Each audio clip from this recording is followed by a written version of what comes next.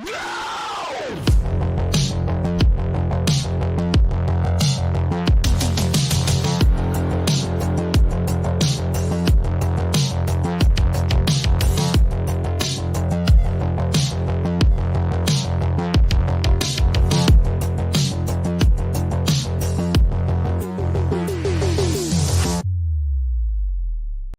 this thing on? It is. Okay. Because where's the chat? Yeah, where is the chat? Oh, I guess I'm gonna have to actually use the internet. We got 4 people watching, and I don't see anybody in the chat. That's weird. Interesting. Anyway, if you're watching, what's going on? And welcome to the IzzyVerse, and welcome to the top trending show with IzzyVerse and Cliff on comics. What's going on, Cliff? Hi, happy Tuesday. All right. Is the chat working? There we go. We got our first chat right there. Bam. JSS is in the house. All right. So that's our first one. People are starting to stroll in. I think that's what it is. It's just like, we know the show starts at 7 p.m. Eastern, so we'll show up. We don't need to see the pre-show stuff, but pre-show does have information. So it's always there for things to happen. So, Cliff, what have you been up to, my brother? Well, it's still my birthday month, which means I still have stuff just showing up for my birthday, which is lovely. Mm-hmm. I have a couple slabs that came in, this being one of them. What? Let me see. I gotta put you big. Put yourself big here. Right? Look at that soupy. It is. Oh. So I was right. It's very nice. So this is from one of my BFFs, Anthony. So shout out to him. All right. So Anthony send you a little something. Of course, the artwork. All right. So Scott Eaton, which Benny got for me. There you go, Scott Eaton piece. Yes. You don't have to show about those other 2 things. Forget about those other 2 things that are next to it. There are 3 things next to it, but it's okay. Yeah. The third one that's hiding. Yeah, hold on, let me light it up. No, I don't think it's necessary. Oh God, here we go. Wow. Yeah, that just seems better. He loves it. It's birthday month. That's a great book. I know a lot of people don't like it and they find it obnoxious. But I'm having a great time. Wait. I'm in that legendary. No. You pop up the mug. What is it? Everyone's talking. Yeah, everybody is talking about you. I'm that legendary Clifford everyone's talking about. Hello to my 2nd and 3rd favorite New York YouTubers. Who's number 1? Wait, who's your number 1 New Yorker? You know what I'm saying? Is it DJ? Is it Kingdom of Nerds? I'm like, Issues. I'm with you. We got Jim the Bag Snob in the house. What's going on, Jim? Yeah, now I'm curious. I have comic issues is referring to us as 2 and 3. Right? And I'm assuming that you're 3. I mean, you can assume that all you want. Apparently, we didn't even know who it is. It's Casey. Do you know Casey? Because I'm not familiar with Casey. No, I'm not familiar with either. Wow. Okay. Well, now we know where we rank. Okay. All right. So with that being said, you guys know what we do in the show before we get started. We got ourselves some books to give away. So we're going to put it as part of the Rat Pack. So the way you do it, it's really simple. You could leave a super chat of any size, and you get to select one of the 4 icons. And then once all 4 icons are selected, then we're going to go right into the middle when that 5th icon is done. So we're looking for 5 super chats today. And Cliff, take a look at the icons. It's very interesting today. Yeah, a multicolor Hulk, which is hilarious. A spider symbol that's reminiscent of Ben Reilly. A classic Hulk fist. And what looks like a wizard's hat, but it's like a no sign. Yeah. Ooh, interesting. So we'll find out once we get the super chats in. So a super chat of any size, we get to select one of the 4 icons, and then once we get to all 4 icons, then the 5th super chat will get the I guess we'll call it the big prize of the bunch, because that's all part of it. They're already here. They're stored up here already, so you can see the books are already been set up. But let's go ahead and take a look at the ones that are already in the pack. And I put them all in the pack already. So next week we're gonna do the drawing. So next week will be the Rat Pack. So the Rat Pack drawing for the winners. So let's see here if I can get this in a nice little order here. So I have Amazing Spider-Man 600. Nice Pablo Rivera cover. This is Prote. Nice and Prote. We got the Avatar free comic book day. This is from 2017. So for you Avatar fans. Oh, DVH, there is something in this pack that I think you're going to like. But we got to get to the very end to get it. So we got Noli number 1. I'm going to call it Noli. The Foily book. That's also part of the pack. We got this banger of a Clinton Crane Ghost Rider. So that's also part of the pack. We have the Amazing Spider-Man, what they call this Amazing Visions, the Bermejo one right there. We got what's pretty much a hot book. Batman Arkham number 1. We got the Who Could It Be? Javier Rodriguez.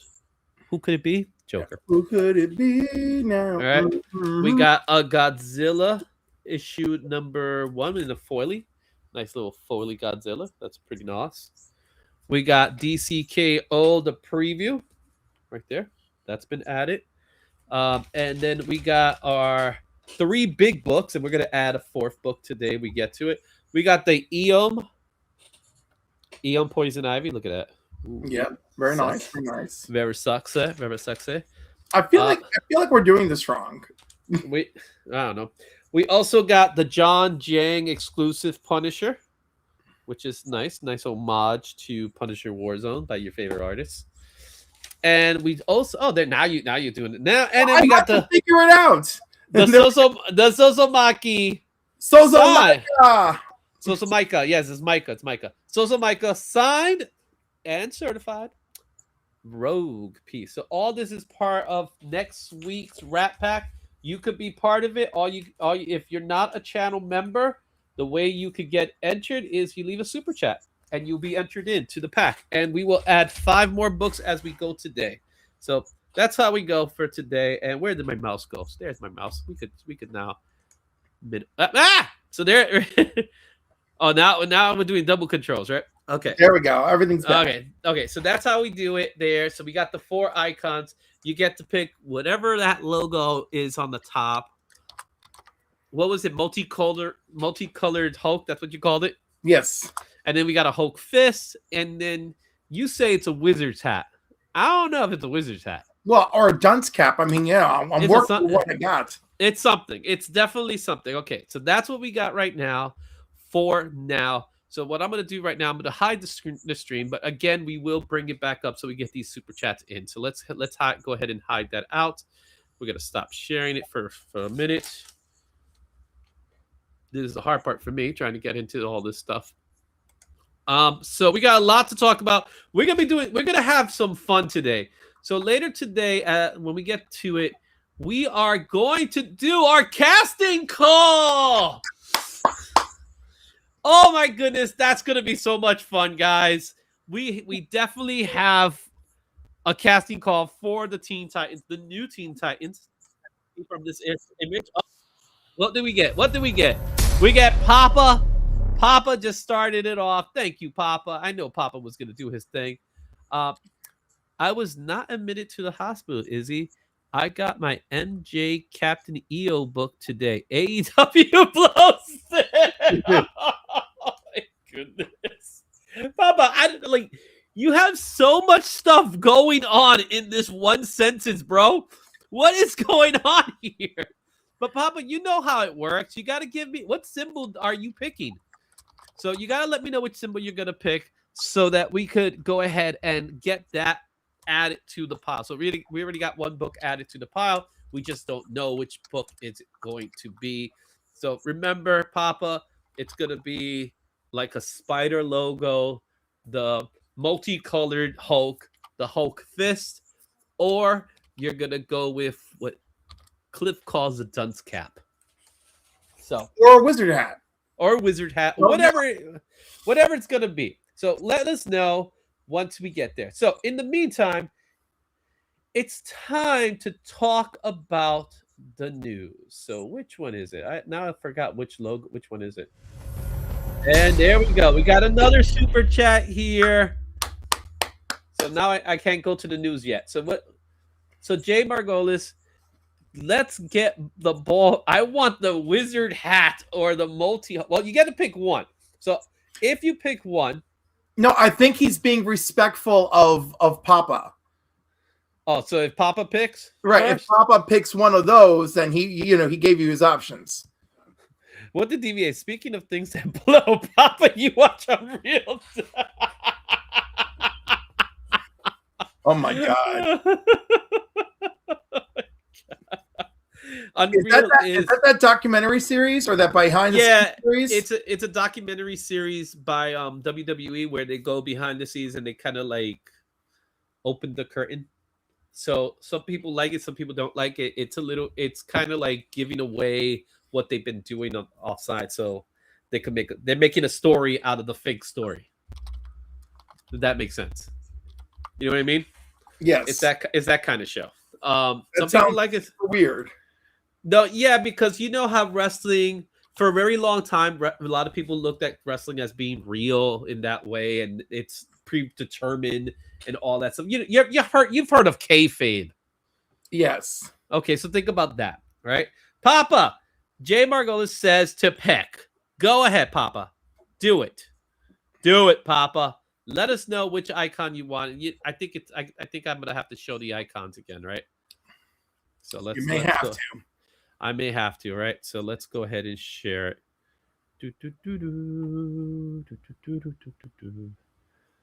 Yeah, Okay. I just glanced over at one of the chats, and they're also complaining about Unreal.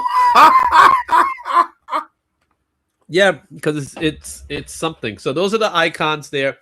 You know, we got the multicolor Hulk. We got the wizard hat. Basically, it's a back padding exercise clip, but it's pretty interesting. No, it actually is. I did. Can't you read? Damn, Papa, you gotta be mean to me like that. He says D size D tatas. Where's this? Hulk. All right, Hulk. There we go. But now he has to pick which Hulk.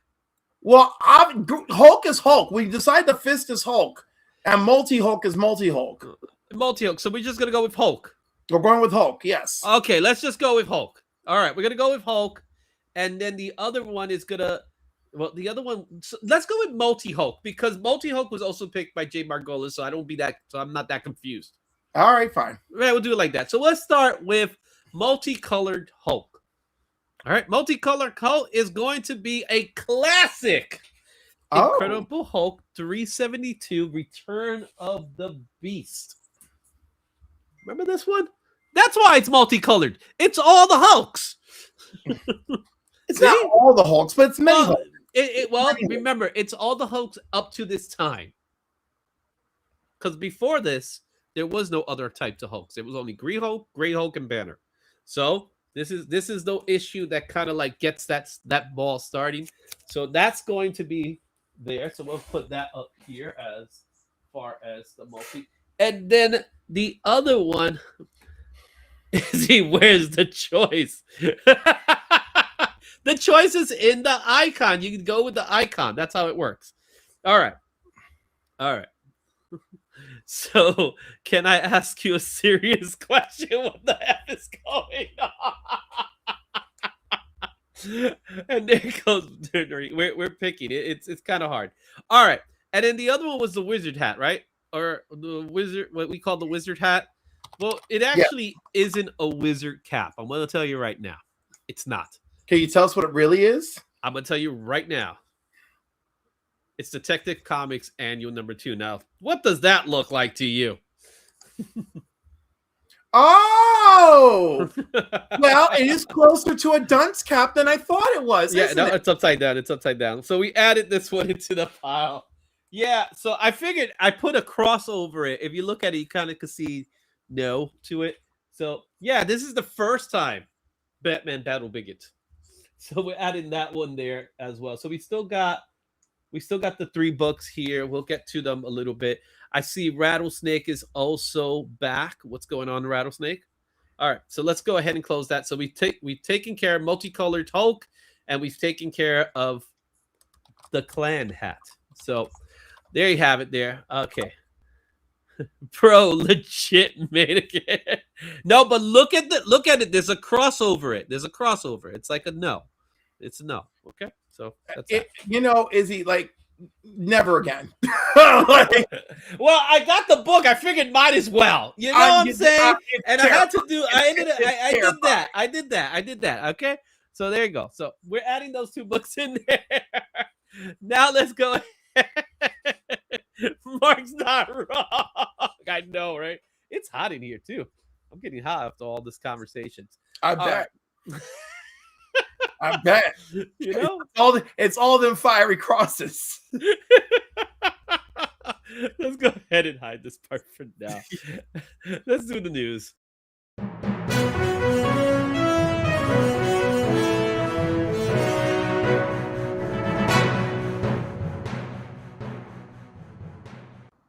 All right. So the first news of the day is something that I think is very interesting. Marvel is making a promise.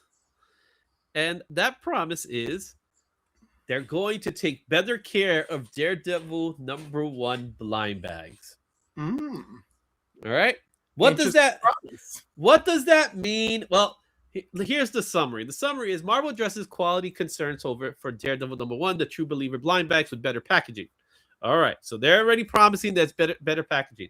The story will be the launch of the new Daredevil series, written by Stephanie Phillips and art by Lee Garbett, which I think is Lee Garbett, beautiful artist. And Stephanie Phillips on Daredevil. That should be pretty interesting. All right. Yes. And no, I am not pro. Not this guy. I'm from New York, man. We don't do that kind of stuff. And I'm Puerto Rican, too. So I think it'll be kind of messed up. All right. Blind bags feature rare variant covers, exclusive sketches, and ultra rare hand-drawn editions like before. And of course, it's Matt Murdock returning to the status quo, new villains, and a fresh start for both fans. So the part that I find interesting is they're moving forward, but have they really addressed what they caused already? No.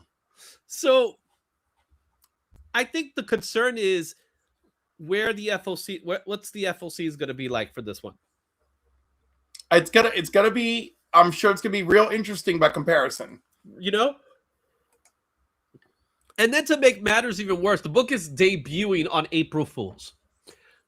Oh my goodness. On April 1st, Daredevil arrives in a blind bag. Daredevil in a blind bag. Think about that part here for a second. Or a blind superhero. You know what I mean? So you got all that stuff. And here's the part that I'm going to go over because we see here, we got some really cool artists attached for these covers. You got Rose Besh, Gabrielle Dell'Otto. There's going to be Daniel Warren Johnson's blind bag exclusives, Alex Maleev, Dan Panosian, Joe Quesada is returning, Ryan Segman. There's going to be a foil of Peach Momoko. There's going to be a blue line, a bicentennial calendar, which is considered a hidden gem, Marvel Rivals version, a Marvel Studios, and other ultra rare mystery covers. Now, in the previous ones, there was art by Kevin Feige, loosely, and Robert Downey Jr. The Robert Downey Jr. art actually looks pretty good, not knowing that we find out that Robert Downey Jr. is actually a pretty good artist. So he did this nice little Iron Man. So there's rumors that there's might be Charlie Cox stuff there as well. So he might drop something, but nothing's been Charlie confirmed. Cox know how to draw? Do all these people, are these people that multi-talented? I don't know. All the arts? I don't know. So it's to find out. But what I do know is what some of these covers look like. So let's see here. Let's do let's increase the size so we can see it a little better. So here's one cover. Yep, Not bad. That pretty. All right, here's a Joe Quesada. Nothing exciting, but I see Mysterio. He's harkening back to his original run. I see. All right. This is Panosian. I like the Panosia's great. I love Panosia's artwork. So nothing bad here. This is really cool. All right. Here's the Peach Momoko. Peach Momoko, you know how she works. She has some cool stuff. All right. There's a Muse cover as well. So this is the art of Marvel Television. Right. Which again, they could have spared me that one. Well, look at the Marvel Rivals cover. At least people love that game. Mm-hmm. All right. I'm not sure who did this one. Like, it almost looked like a Phil Noto, but I don't think it's Phil Noto. I think it's someone else. I'm not sure.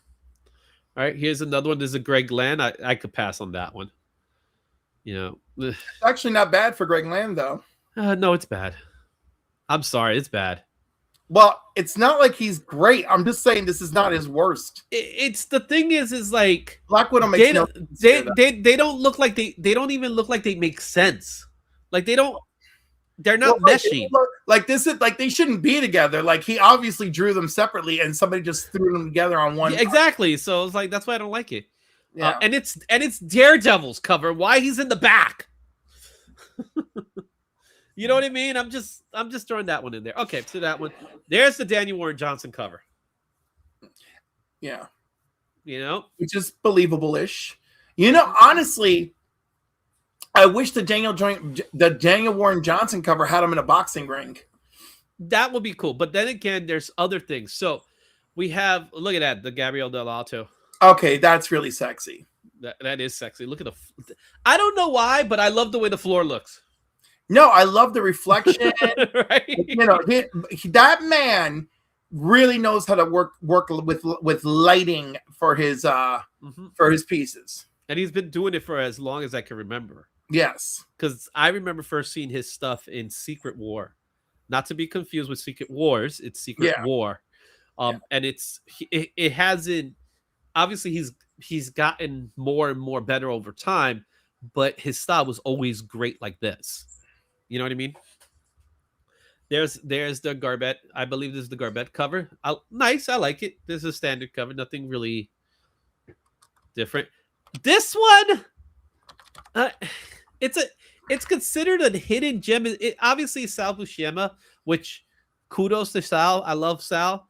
Remember, Izzy, that they are doing the 1776 tribute basically all year long, and this is part of that. So, but this is a hidden. This is supposed to be a hidden gem, right? But it's also at the same time part of that tribute.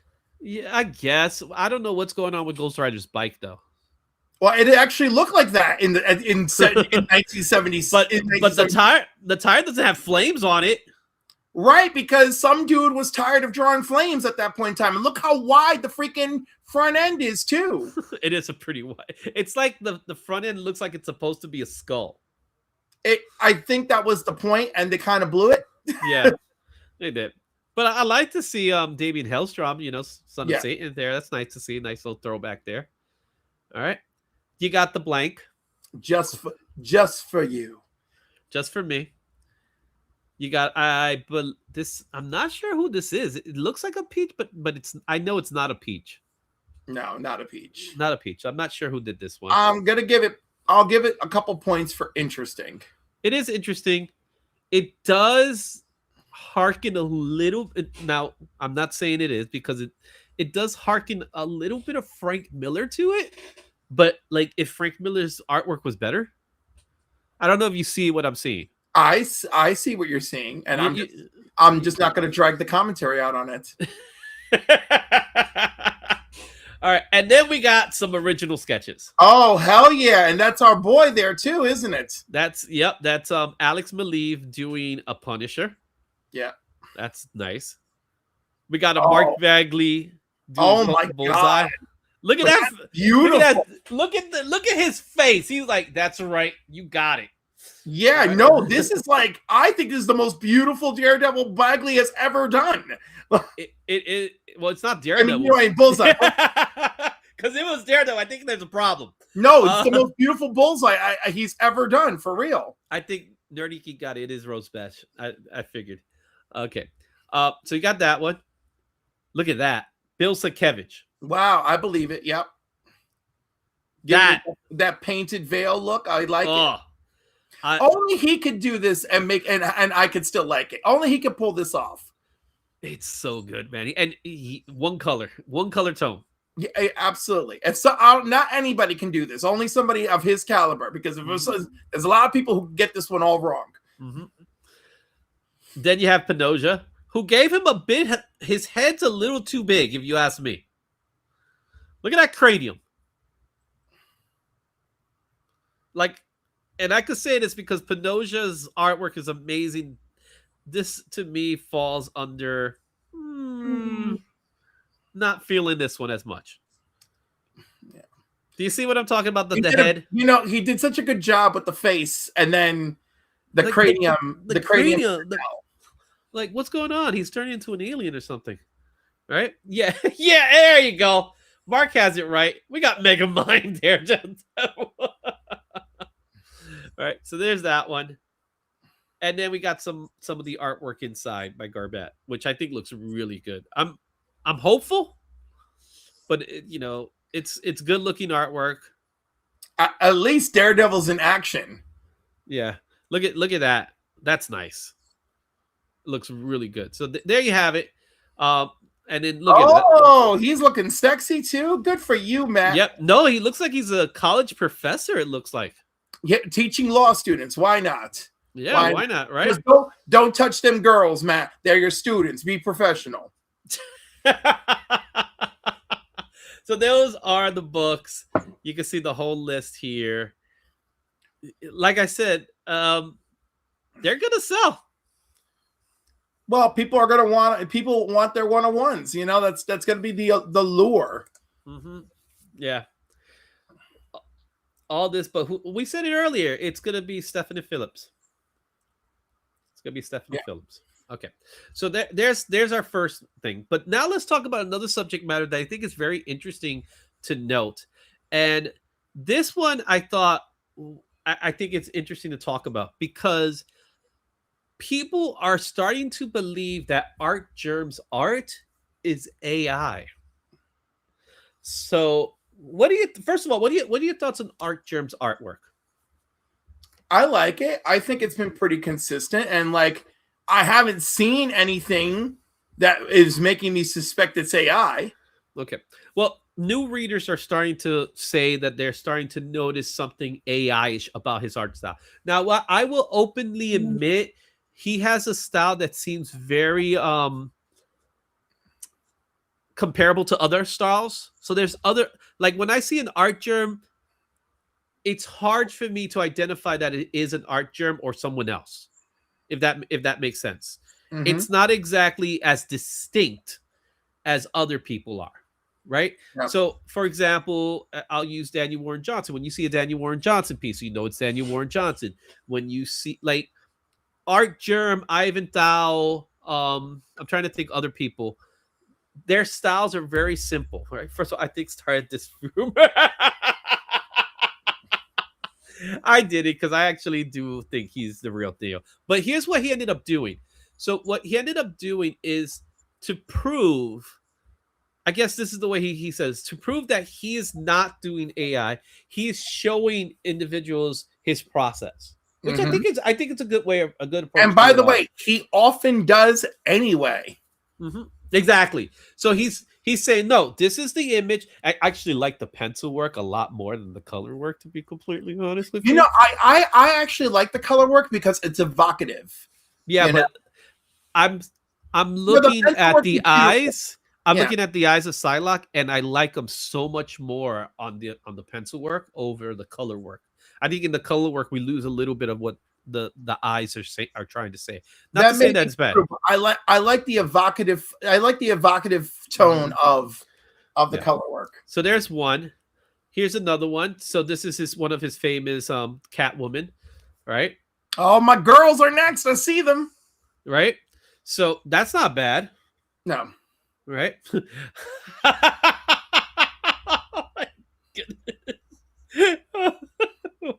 don't even know why I highlighted that. Like back in school. Yeah, exactly. This was cool.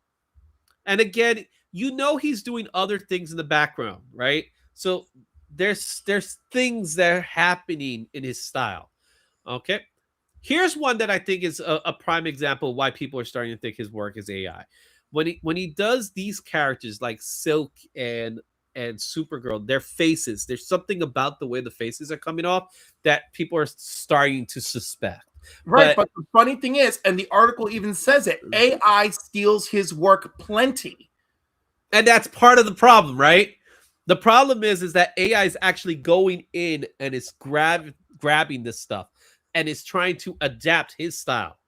And that's what's happening. So what he's doing here is he's clearly saying, this is my style. Yeah. And AI is borrowing from me. This one I like both. Yeah. Both of them came out good, and they're slightly different from each other. But if I know, this is what I noticed: the lips on Emma Frost. I know what the guys on the chat are gonna say. I'll let them make that decision. The fur, right? All that good stuff there. What's up, Rich? How we doing? Okay. Let's see, did he put? Yep. Here's another one. The famous Rogue, one of those famous Rogue covers that he did recently. Yep. All right. So there is something to be said. Here's one that I think AI has been taking a lot of, that style. From the way Magic's face looks. I think maybe his use of color where it comes to skin tones could be something. Probably. You know what I mean? Because that's what I'm seeing. I'm seeing the colors of the skin tones. Very, very light in nature. And here's another Supergirl with Crypto. Hey, he even knows how to draw an animal. Awesome. Mm-hmm. I even like the pencils on Crypto. Oh, the pencils on Crypto look great. Like, I like the pencils. I'm the type of guy that I would love to see these guys get inked on. You know what I mean? I think that's something that's worth noticing. Here's another Supergirl. Mm-hmm. This one, I see some things that are a little different. Like the water bottle is obviously he changed the water bottle in the final. Also, I think we have to acknowledge that all of the art programs, the Photoshop, the other one that's super popular and expensive that I can't think of, but all of them have AI integrated tools now. Mm-hmm.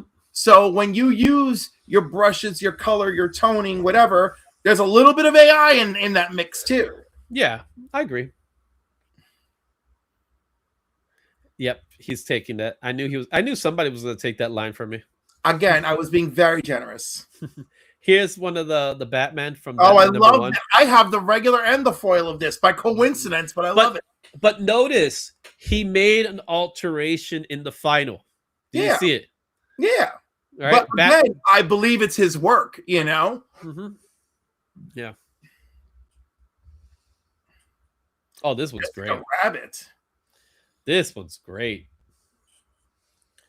I don't know what it is, but the way he has that microphone, the way he drew that microphone. We know exactly what he's doing with that microphone, and the way that it's straight up her bosom. She got that finger touching the tip. Exactly. So, and her hand on her hip like that. Jeez. Mm-hmm. Yeah. I gotta find out where this piece comes from. All right. You guys tell me. Oh, look at this one. Hashtag bring Matina back to DC. Well, that's the thing. Didn't other people kind of get shouted out over this kind of stuff? Yes, when it was really AI. Matina, it was clearly AI. That Quadra-S Superman shit was terrible. I'm sorry. Was Superman with multiple fingers? I remember seeing that one.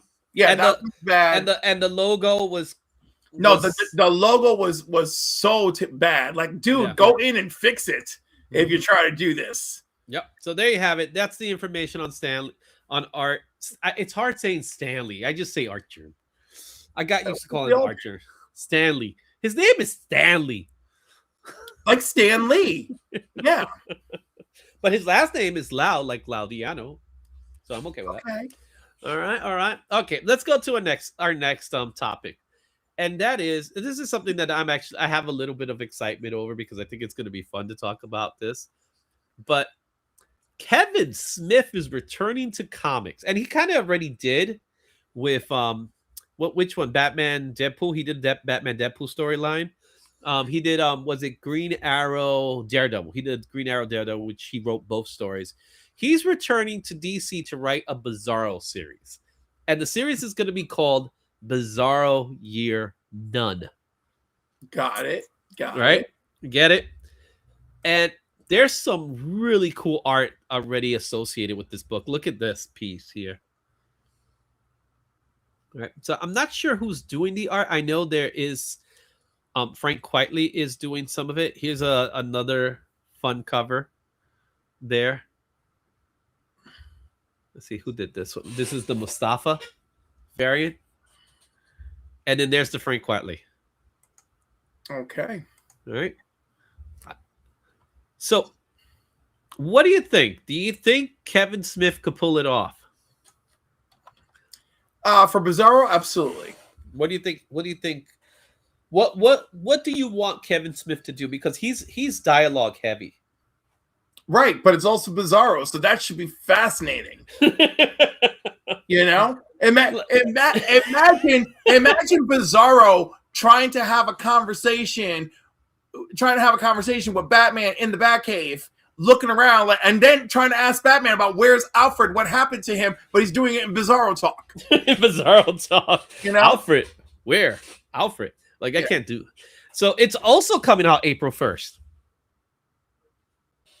Can you imagine? Alfred am here.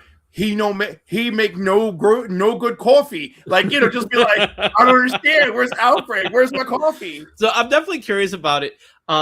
So it says here, Jimmy Olsen and Perry White take a trip in outer space that leads them to a strange dimension where they confront the being behind it all. Adapting the opposite world coincide. DC describes the story as a definitive, indefinitive origin story for the Bizarro character. Oh. Mm-hmm. Yeah. Dialogue heavy literally sounds like the worst sales pitch. It's a gimmick not meant for long-winded. Well, again, when you think of Kevin Smith, you think of dialogue heavy. That's what Clerks is. That's what all his movies have been. So I know, but did you read Batman, the Widening Guy or whatever that is? Oh no, the Whiting Guy is terrible. Yeah, so like, that's I don't awful. know. I never know, but I very much Green enjoyed Arrow series. Green Arrow. Yeah, his Green Arrow's good. His Daredevil's also good. So, you know, Whiting, he did his friend did the art. Yeah. His friend did the art. So it was a passion project. So sure, let's call it that. Yeah, I would call it a passion project. That's what that was. So yeah. Okay. But I'm here for it. I'm definitely here for it. Kevin Smith on a Bizarro comic book. Let's see what he does. Let's see if he gets Jay and Silent Bob in it. Oh, imagine Bizarro versions of Jay and Silent Bob where Silent Bob talks all day. Yep. Thank you. It's Walt Flanagan. That's his name, Walt. Yes. Oh yeah, Canophony as well was the other one. He also did the Canophony as well. All right. But picture that, Jay and Silent Bob in the Bizarro world. And Silent Bob's the one that talks a lot. Yeah, but I don't think we're getting that here. But still, kind of fun. You know he's gonna put him in there somewhere. He can't help himself. He has to. I don't know. I mean, it's not like he plasters them everywhere else. There you go. Look at Bizarro versus Blunt Man and Chronic. Are we going to have the crossover event we've been waiting for 30 years for? Since Clerks? What do you say?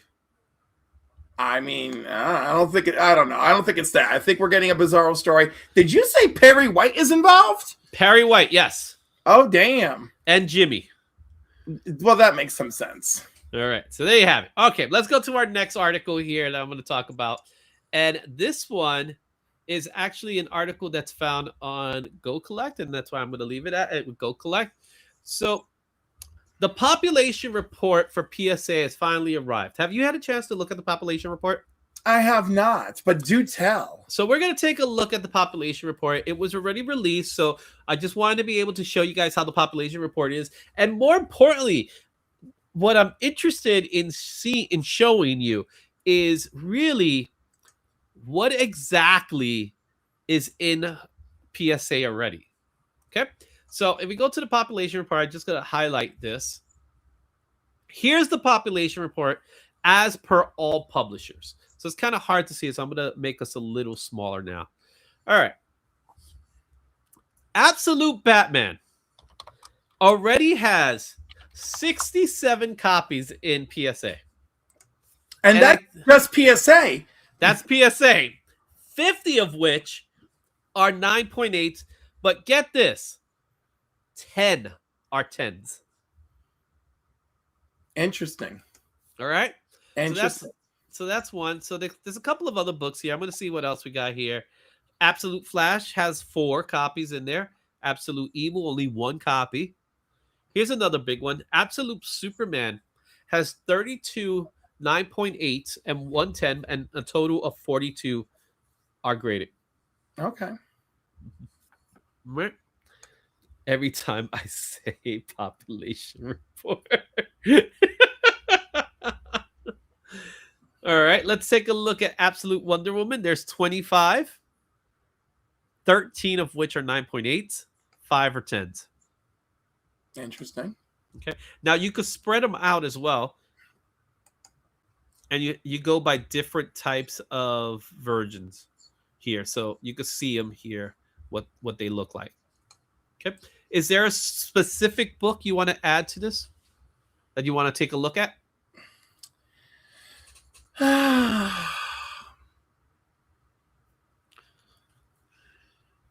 We could go by publisher.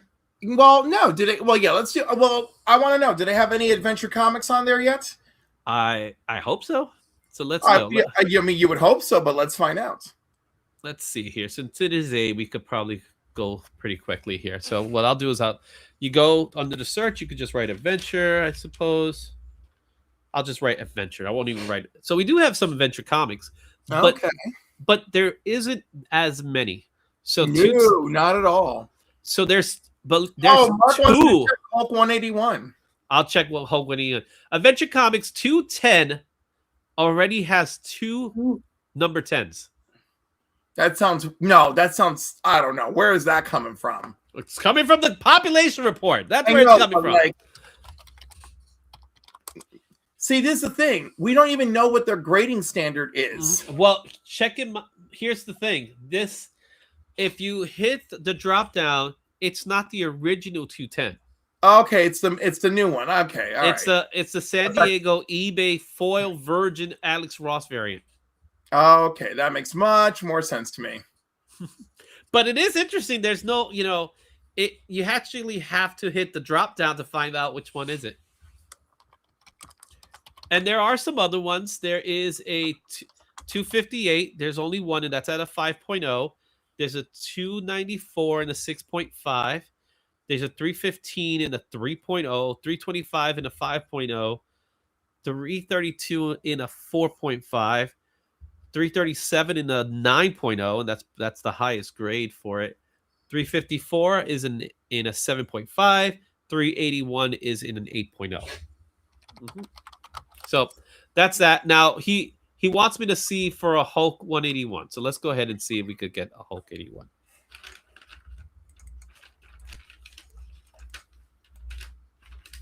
And let's do a search there for. Okay, so we got quite a few. So Hulk 81s, we have 13 copies in the census as of right now. They all seem to be the original, and the highest grade is an 8.5.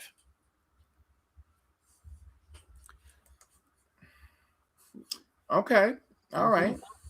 I buy it. You buy it? I like how the Korean one has one on there and it's a 10. So that's the report, the population report. I'll say it there for Mark. Like, I want to know how fast he gets drunk. But it's there. It exists. They now put it. There's for comics. There's for magazines. You could even do magazines there. Yankees. Dungeons and Dragons.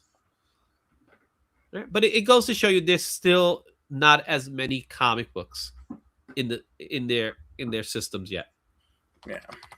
And there's even comic books I don't even know why they're there, like Judgment Day. Remember Avengers, X-Men, Eternals, Judgment Day? Yep. There's 3 copies. Well, right, but are they among the variants? They're probably among the variants. Well, they're not, There were some bomb ass variants from. There's a Nakayama variant. There's Yep. a hidden gem Jack Kirby variant. The Absolute Batman Ash Can is one, and it's a 9.8. Ooh, that probably should be worth something. And it's the foil. Cool. Good stuff. All right. Lastly, as far as our last article goes, let's see here. Share this tab here. Go Collect has revealed their most viewed and read articles of 2025. So, what do you think will be their number 1 article? It's probably about Absolute Batman, I'm going to guess. You will be wrong. Is it going to be Mark Spears? You will also be wrong. Oh. It is Pokemon. Why would they do this to me? Well, that's because it's based off of views. So this is the number 1 viewed article in Go Collect. Pokemon cards sold for 213,000, and that has 20,000 views on it. And it's for this Charizard. But number 2 is also Pokemon. Number 3 is PSA turns head with red and turns away from 9.9. That has 17,000 views. And the reason why I brought this up, top X-Men character keys to grab for your PC with 16,705 views, but done by yours truly. Bravo. I am number 4. So there you have it. That's why I had to show it to you. Dr. Von Who's like, we're guessing articles now? Yes. So and just recently, the 1970s Spotlight article just been released. So if you guys want to read that, the article has been released. And yes, Sabretooth is included. Nice. So I just discovered that there are multiple Marvel swimsuits on PSA, but there is only one cover A on there, and it's so you got the only one? I currently have the only 9.8 cover Show A that on off. there. That is the one and only. At the moment. That book is worth $5,000, guys. I wish. Would you, right? So I wanted to share this information with you. And look, the 70s Icon Comic Spotlight has made the list, and there you have it. It's all there for your goodness. So thank you so much, DVH. Appreciate it. All right. And that concludes headlines for today. Woohoo! We still got a couple of icons, right? So we got rid of 2. We still got 2 more we got 3 more to go, really. We got whatever that spider logo is. We got the Hulk fist. And then after we do that, we do the IzzyVerse logo. So we gotta get that up and running. So that's happening now. Anything happen over the weekend for you? Snow and more snow. How has the snow been? Just practically gone over here. Just delightful, just charming and delightful, and backbreaking. Backbreaking? Yeah. Do that. You're gonna get in there. Well, yes, I am. Let's do this. So you wanted the spider? I do. Let's pop that spider. DN 2099, the Gabrielle Del Otto variant. Oh, and that would be this one. We were just talking about Gabrielle Del Otto. I love this. This is freaking sick, man. Like, I want to know if he painted on black. You know what I mean? That's what I want. I want to know if he painted on black. Because it looks like a pencil sketch as well. Because if you really look at it deeply, you can see there's like more like scratchiness to it than standard paint. So I'm curious to Oh see my what God, that could is. you imagine if he did one of those paint techniques where he puts the blue tape all over the canvas and then he's cutting away at what he's doing and painting layer by layer as he cuts away? That's a possibility. But I That's don't think he did wild. that here. That'd be wild. That'd be like, oh my God. Like I want a whole video on that. Yeah. All right. So we still got the Hulk fist, and then we get the logo. So then we got 2 more books in here. Obviously, the last book is the biggest book of the pile. So we'll come back to it later. So we'll hide that screen. We'll hide it from the screen. And let's get to the next one here. I'm going to get ready. Okay, we're going to swap displays here so I can get prepared. All right. So, Cliff, we're gonna introduce a new segment to the show. One that I've been very excited for. One that I think you and I spent the last 2 weeks discussing and making our decisions, making our choices. You were very adamant about one thing specifically, and we'll talk about that later. But we're gonna do a casting call. Woo! It's a lot of fun. So let's bring on the video.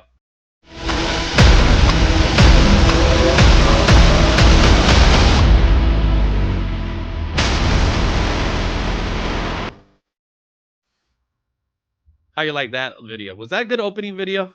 It was a great opening video. Okay. We're going to be casting the new Teen Titans movie inspired by Marv Wolfman and George Perez.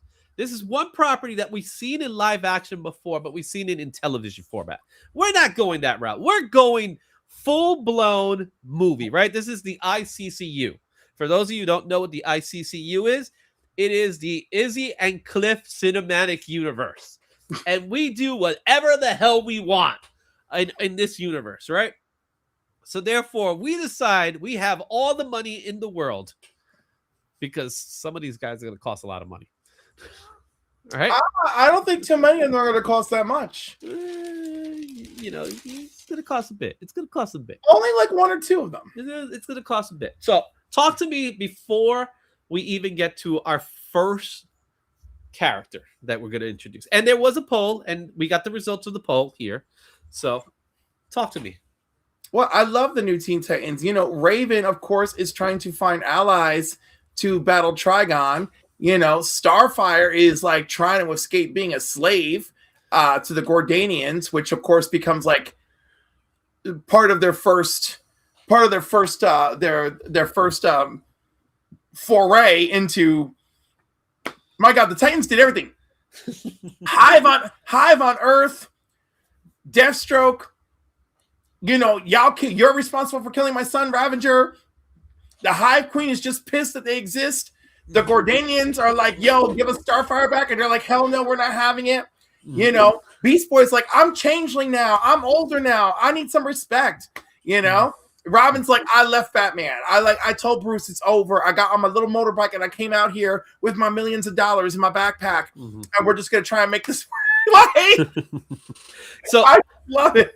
I love it. It's crazy. And I love it. One thing I do like about the new Teen Titans comic is that it was literally a comic book with so many different genres in the superhero sphere. Yes. Because you had the grounded, urban fighting with Robin, a little bit of Flash, but then you also had the supernatural with Raven, technology with Cyborg, space, escapades. We even hear Greek fantasy. mythology. Yeah, even Greek, but so it literally had everything. And I think that's what made it so great. It had to compete with X-Men because this was DC's answer to the X-Men. And you know what? They did a pretty good job because there's a lot of copies out there. That means it sold a lot. It was definitely a top seller. So it was X-Men on this side. It was Teen Titans on that side. So much so that they got a crossover. Yeah, and it's a pretty damn good crossover. Yep. The only thing, like, I wish I would have gotten George Perez, but you know what? Walter Simonson was a really good, Yeah, he's like, I know how to draw all these guys. and he did a beautiful job. So we're gonna be adapting from the comic book series, and we're preparing in advance. So we got all the stories put here, right?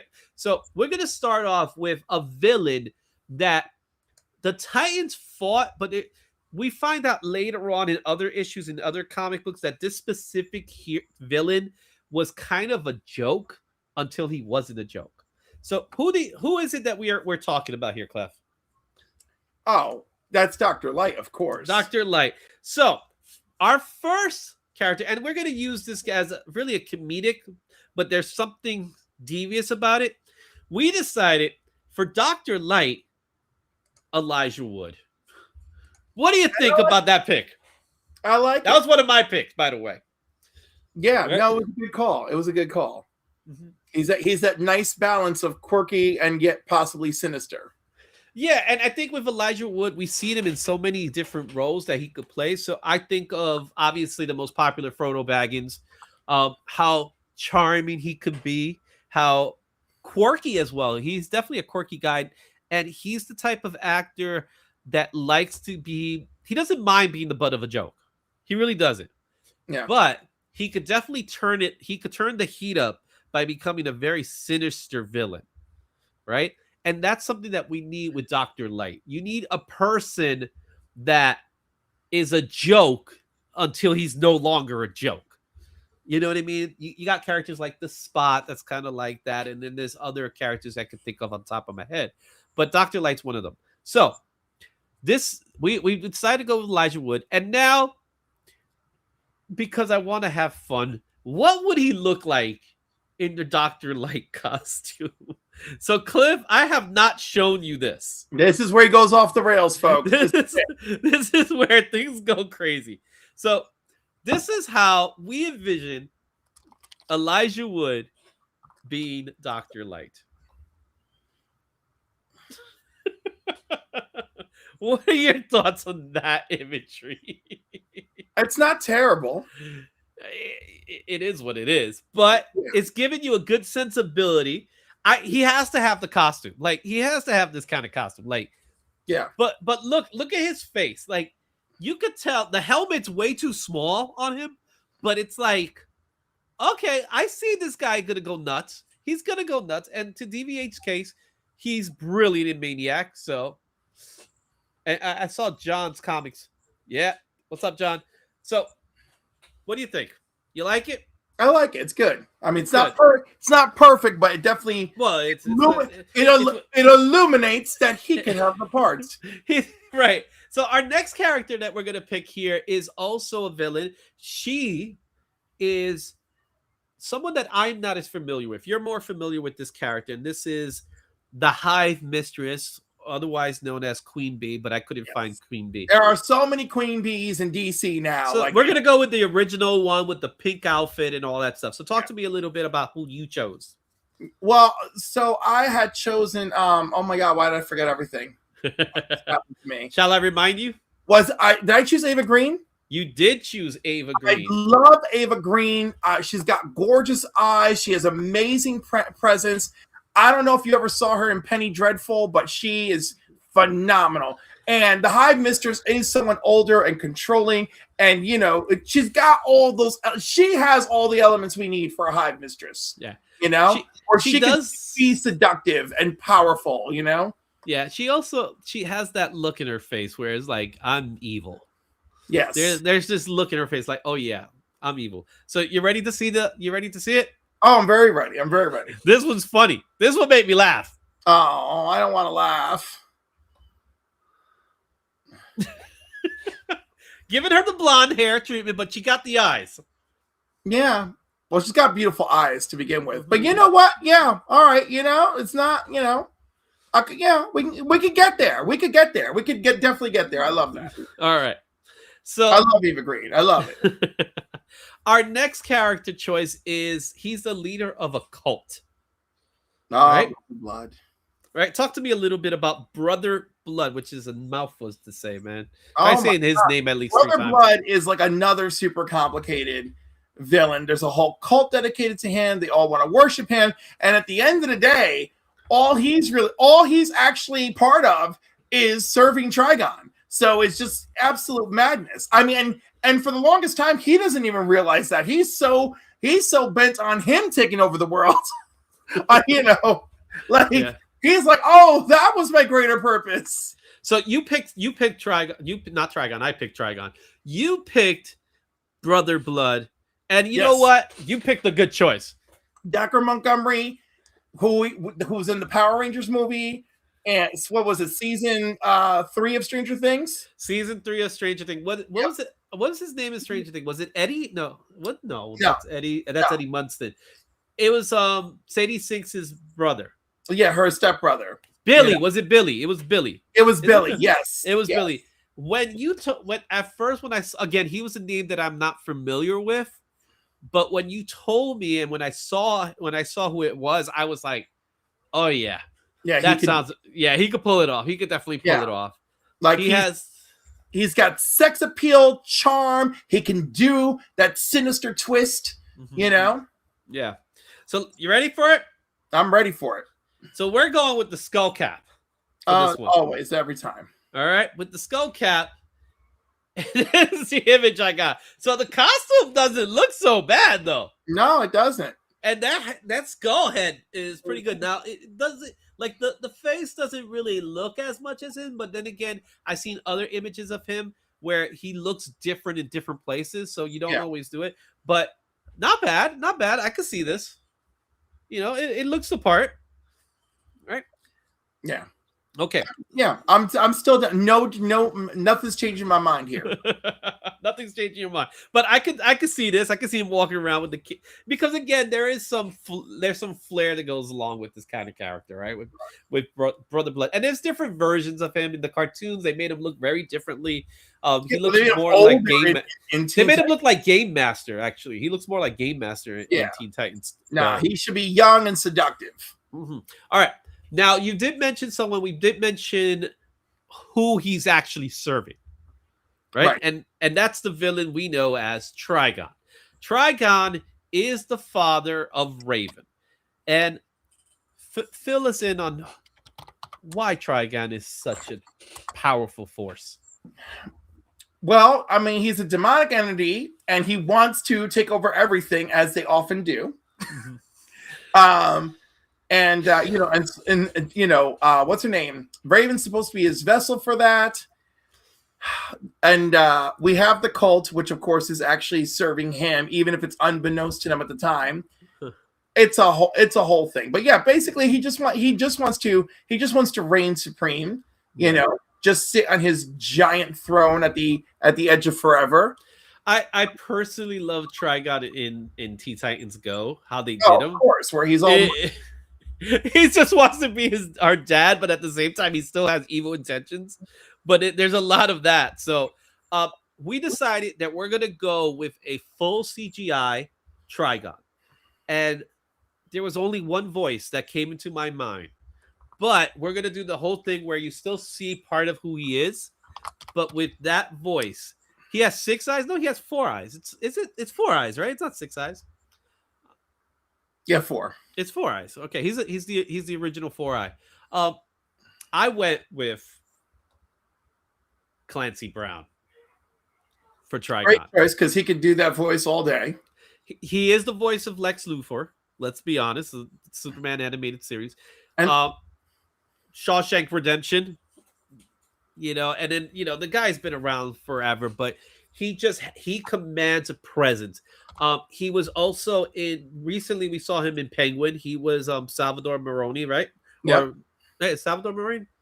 Absolutely, yes. Right? And he played a great part, but you know, and he's getting older. But with Trigon, if we do a CGI version of Trigon, we could keep his facial expressions intact, and you could have that with this. So I think Clancy Brown will be perfect as a Trigon. I mean, dude, he's done so many characters. He's Mr. Krabs on SpongeBob. When I found that out, I was amazed. I was like, really? Right? He's also played Xavier at one point. You know, like there's I know I'm forgetting a few more, but like he's done a whole bunch. Wishmaster. Yes. You know, God, who am I? Damn, what am I thinking of? Oh, he did Taskmaster in that that third or fourth Avengers series. Interesting. I forgot about that. All right. So you ready to see what he looks like? There you go. There's your Clancy Brown as Trigon. Not bad. Not bad. The eyes are hilarious. I don't know if you can see how they look, but they look hilarious. Yeah. So, but you know, again, I feel like the bottom ones are looking up at the top ones. Well, they're actually two different colors. Yes. So that's what's funny about it. But it's Clancy Brown. I see his face. Yeah. You know. Yeah. And it's Trigon. You know, with Trigon, you got to have something, but you got to get that nice redness to him.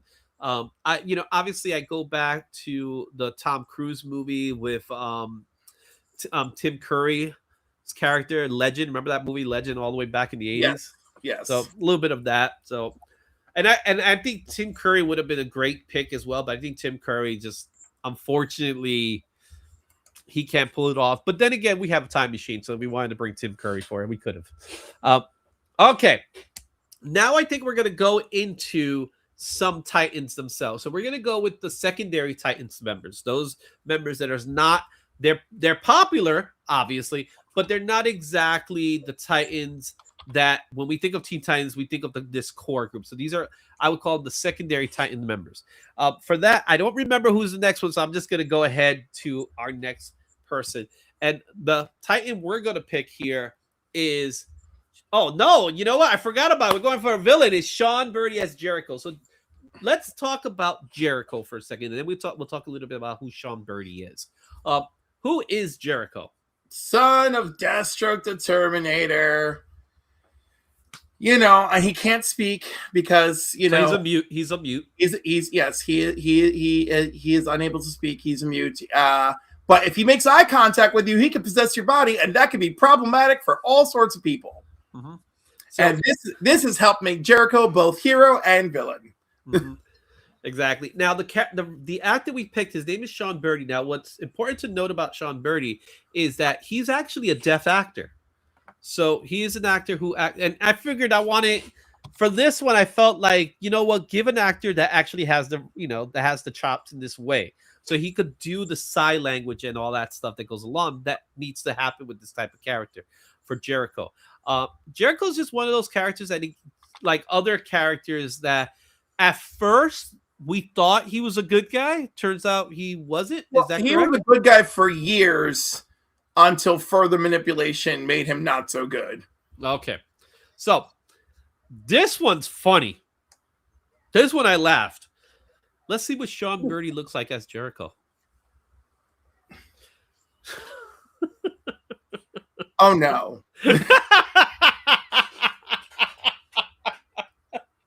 I couldn't. Okay.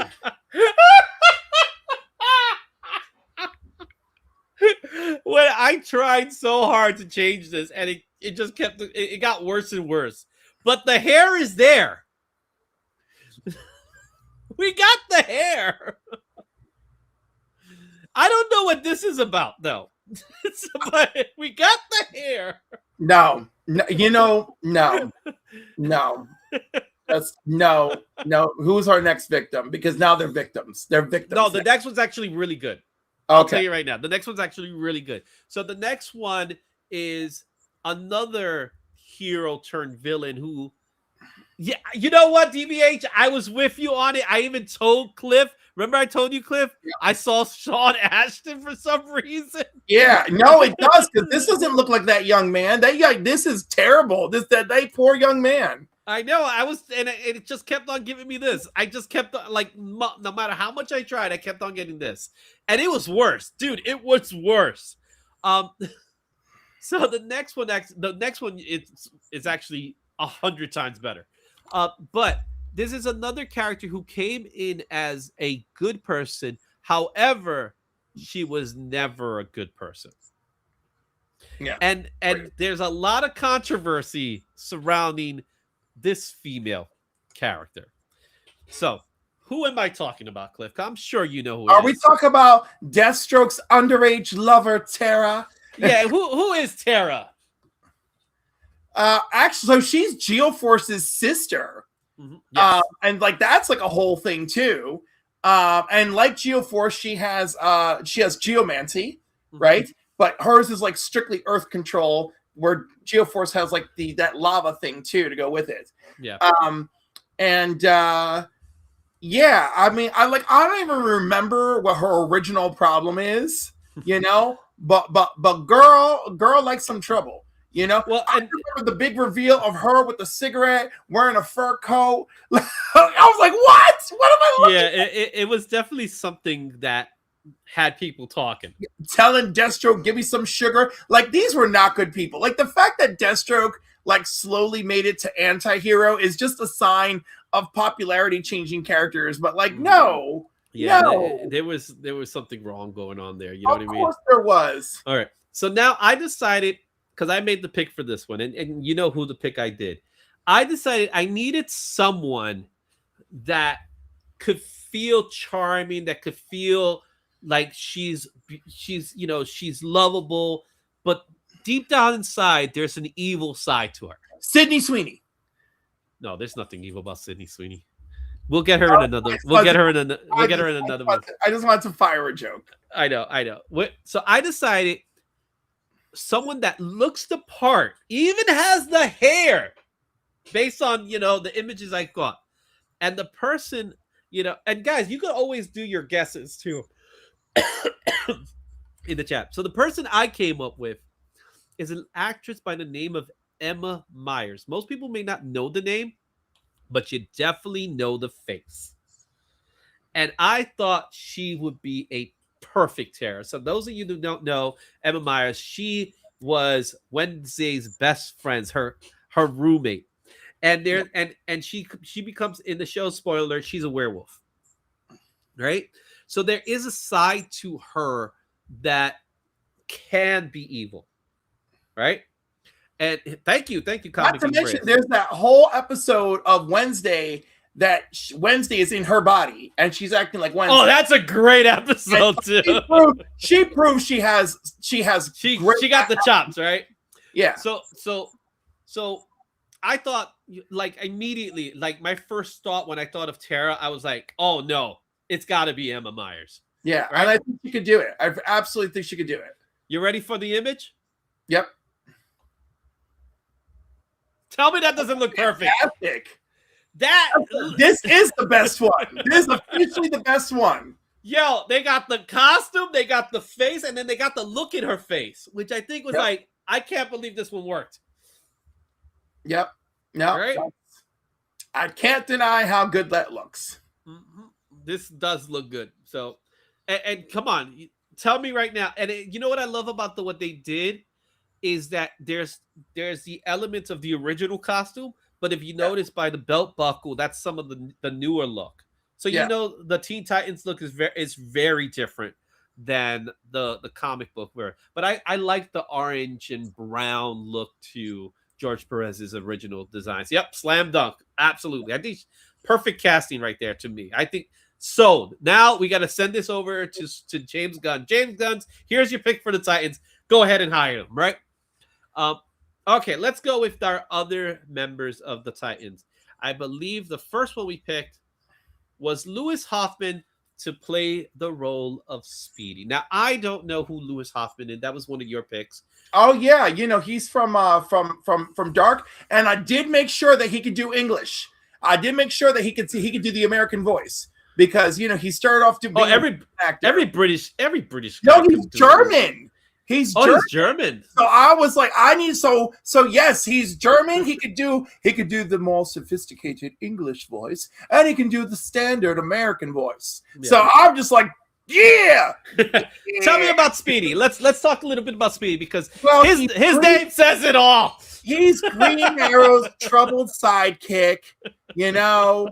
Like where Green Arrow just basically used money rather than attention to keep homeboy, out on the move, and then, wasn't keeping tabs on him. And And then we all know it goes south from there. So Dennis O'Neil and Neil Adams, when they had Green Arrow, Green Lantern, Green Arrow series, they decided. For those of you who don't know, this is very controversial at the time, but it was important because there was an epidemic going on, and they decided to take the one character that his name tells you he could be a problem, and they turn him into a drug addict. Poor kid. He's a heroin addict, and his name is Speedy. Think about it. That's why his name is Speedy. And like, you know, they probably thought of it right on the spot. Like, yeah, I think we can do that. This guy and this actor, I could see that. Yep, I could see it. Now this one, the generator was very it's fine. It looks fine. I'm gonna tell you right now, it looks fine. It doesn't look bad. It just feels very cosplay-ish. Mm-hmm.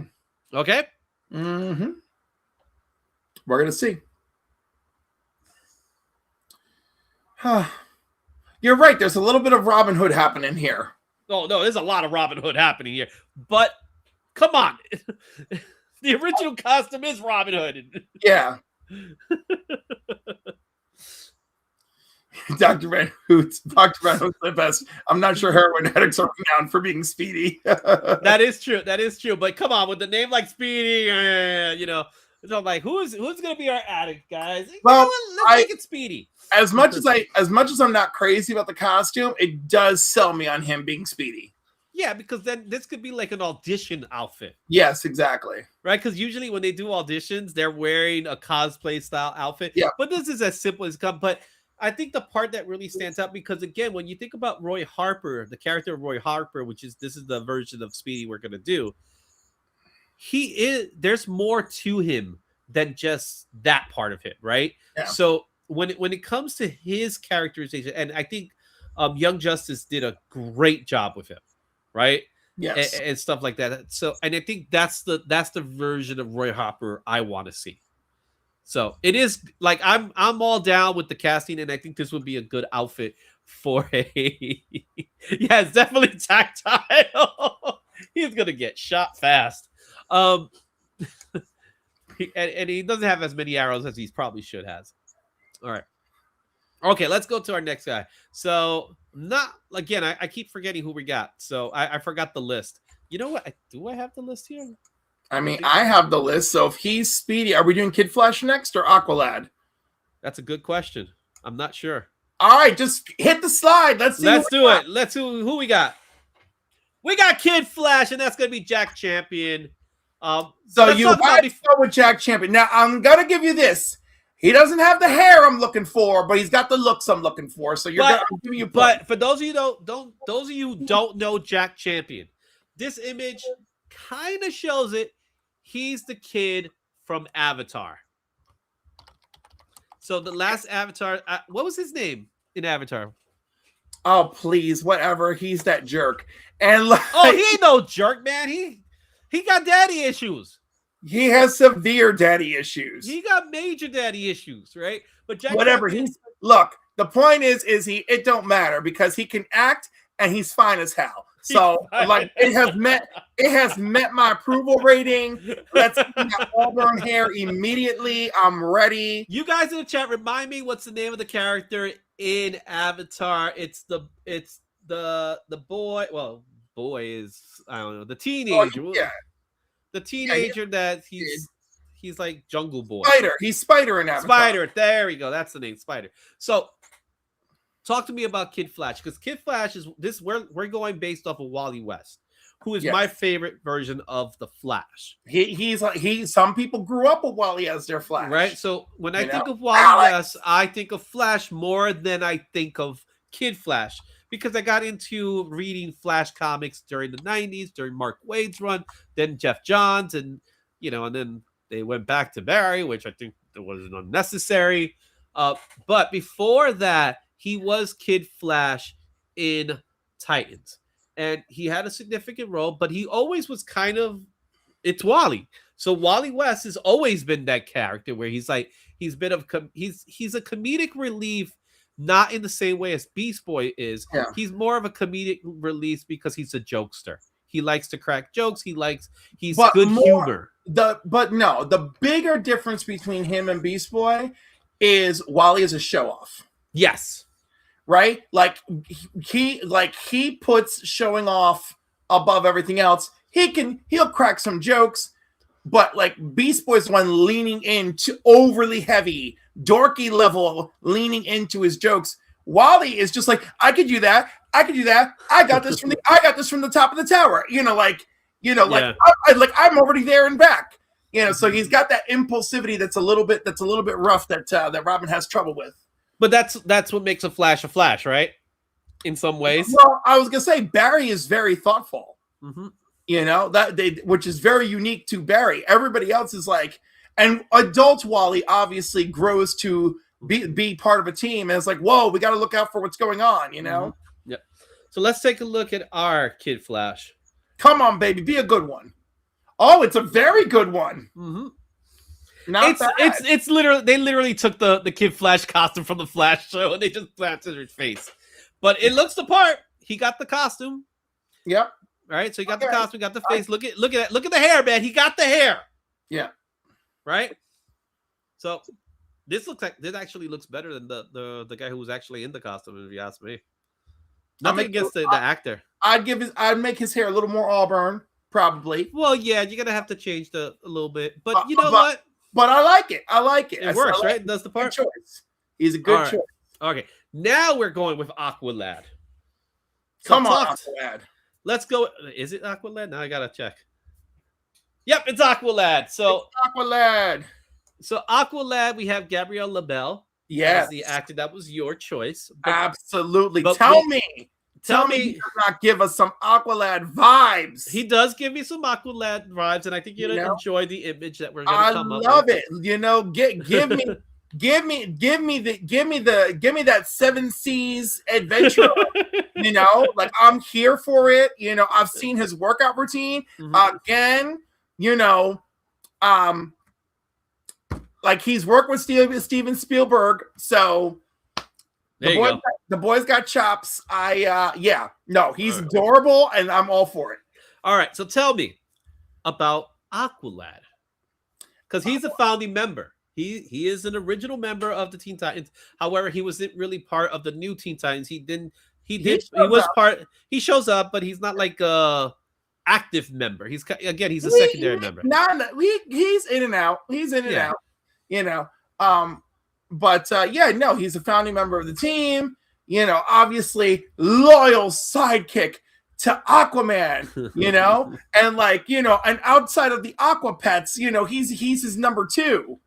Outside of the Aqua Pets, the Aqua Pets come from the seahorse. The seahorse, then Aqualad.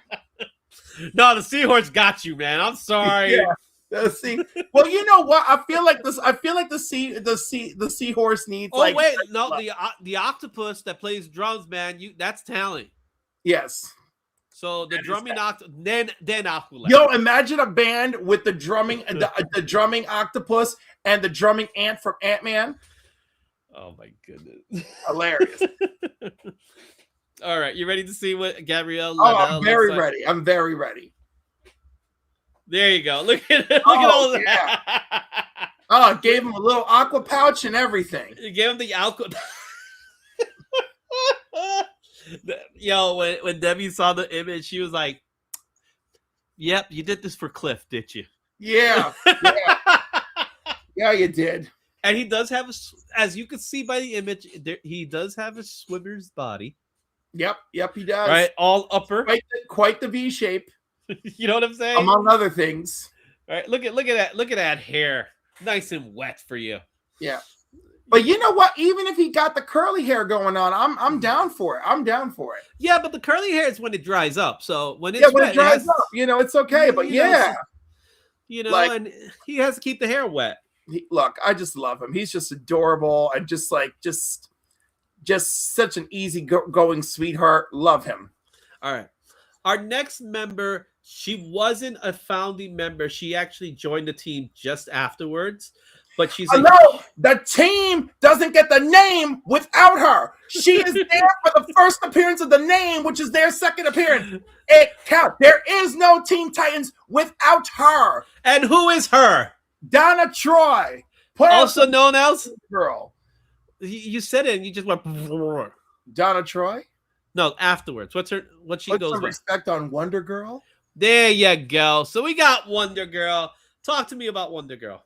And who we picked, it was your choice, right? Yes, this was my choice. I went with oh my god, Wonder Girl. I went with Paulina Chavez, right? Which Black Spiders just gave us we'll get to that later, but Black Spiders we'll talk about it. You got two choices, so we'll get to that. All right. That red outfit, I love it. Again, Mexican origin actress, which is super okay with me now that we know that Donna's father is Mexican, so we're working that into the continuity. Again, she's got some acting chops. She's in that show Landman, that people love. She has grace, And Donna Troy is the kind of person who will give you the shirt off her back, right? But also, I have no problem with that. She's been trained by the Amazons, and she will whoop your ass. So I love all sorts of good.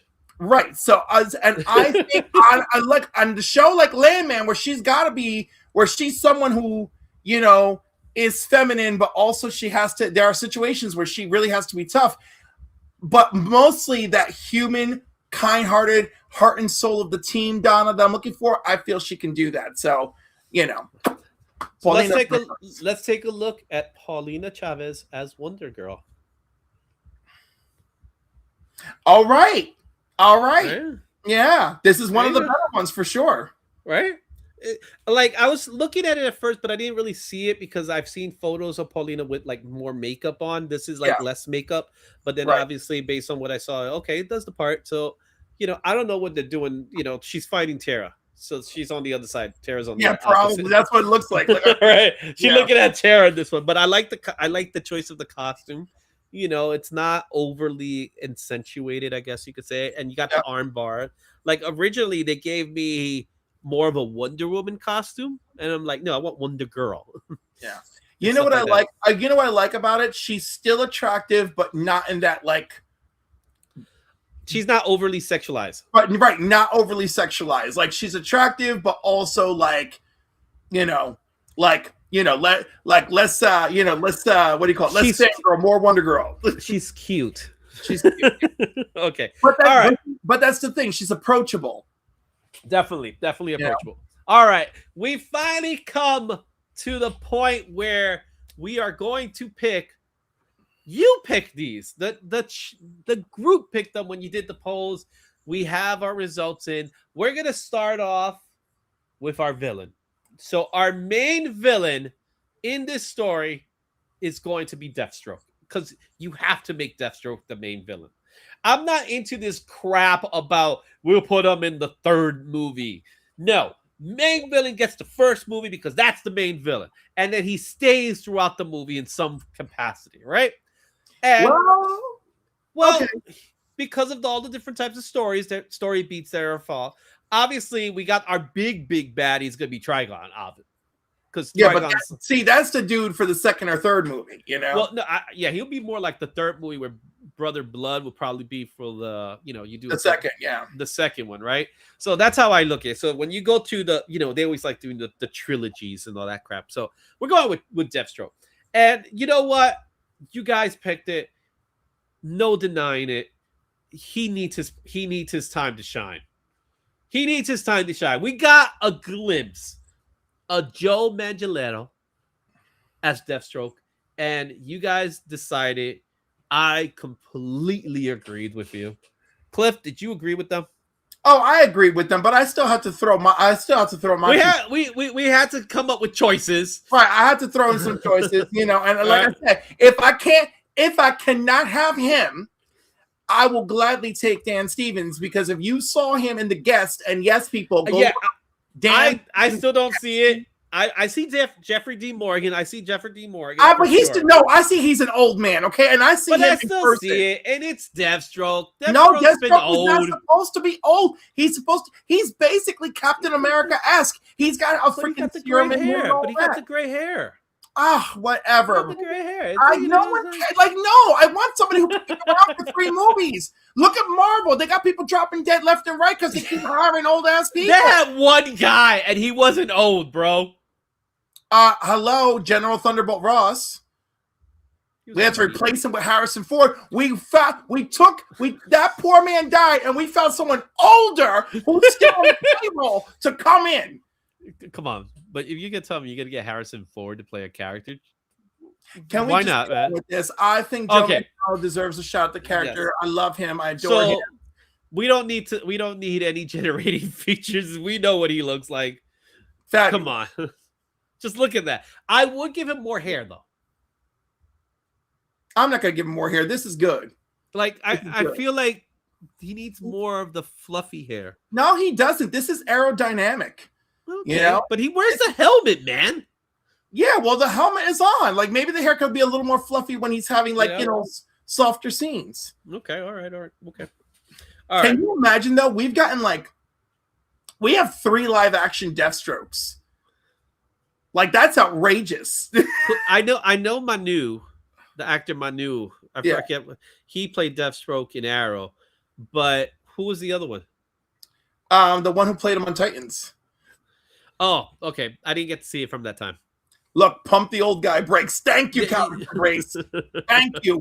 I'm sorry. That's why I kept aiming for younger actors. Like, it's like if we're doing Teen Titans, we got to do young 20s so that we can pull off. Yeah, we're doing 20-something Titans. Let's be honest. We're 90210ing this, as DJ Links put it. And by the way, happy birthday, DJ Links, if you're watching in the chat and all that stuff. And also, happy birthday to Couch and Nostalgia with Seabizzle. That's right. You guys all share a birthday month. Right, but they share a birthday today together. So happy birthday, guys. Awesome. All right. Our next choice was for Beast Boys. And we decided, you decide on a little actor named Noah Jupe. Yes. I know nothing of this kid. I know almost nothing about this kid. But what do we know about this kid other than he looks the part? He looks the part, all right? Again, British actor who easily can pull off the American voice. So, I'm down for that. I saw him in Ford versus Ferrari. Okay. And, I mean, it's not like he has a tremendous role there, but it was enough. Also, you may remember him from A Quiet Place and A Quiet Place Part 2. He was in A Quiet Place. So I thought he did very well in A Quiet Place Part 2.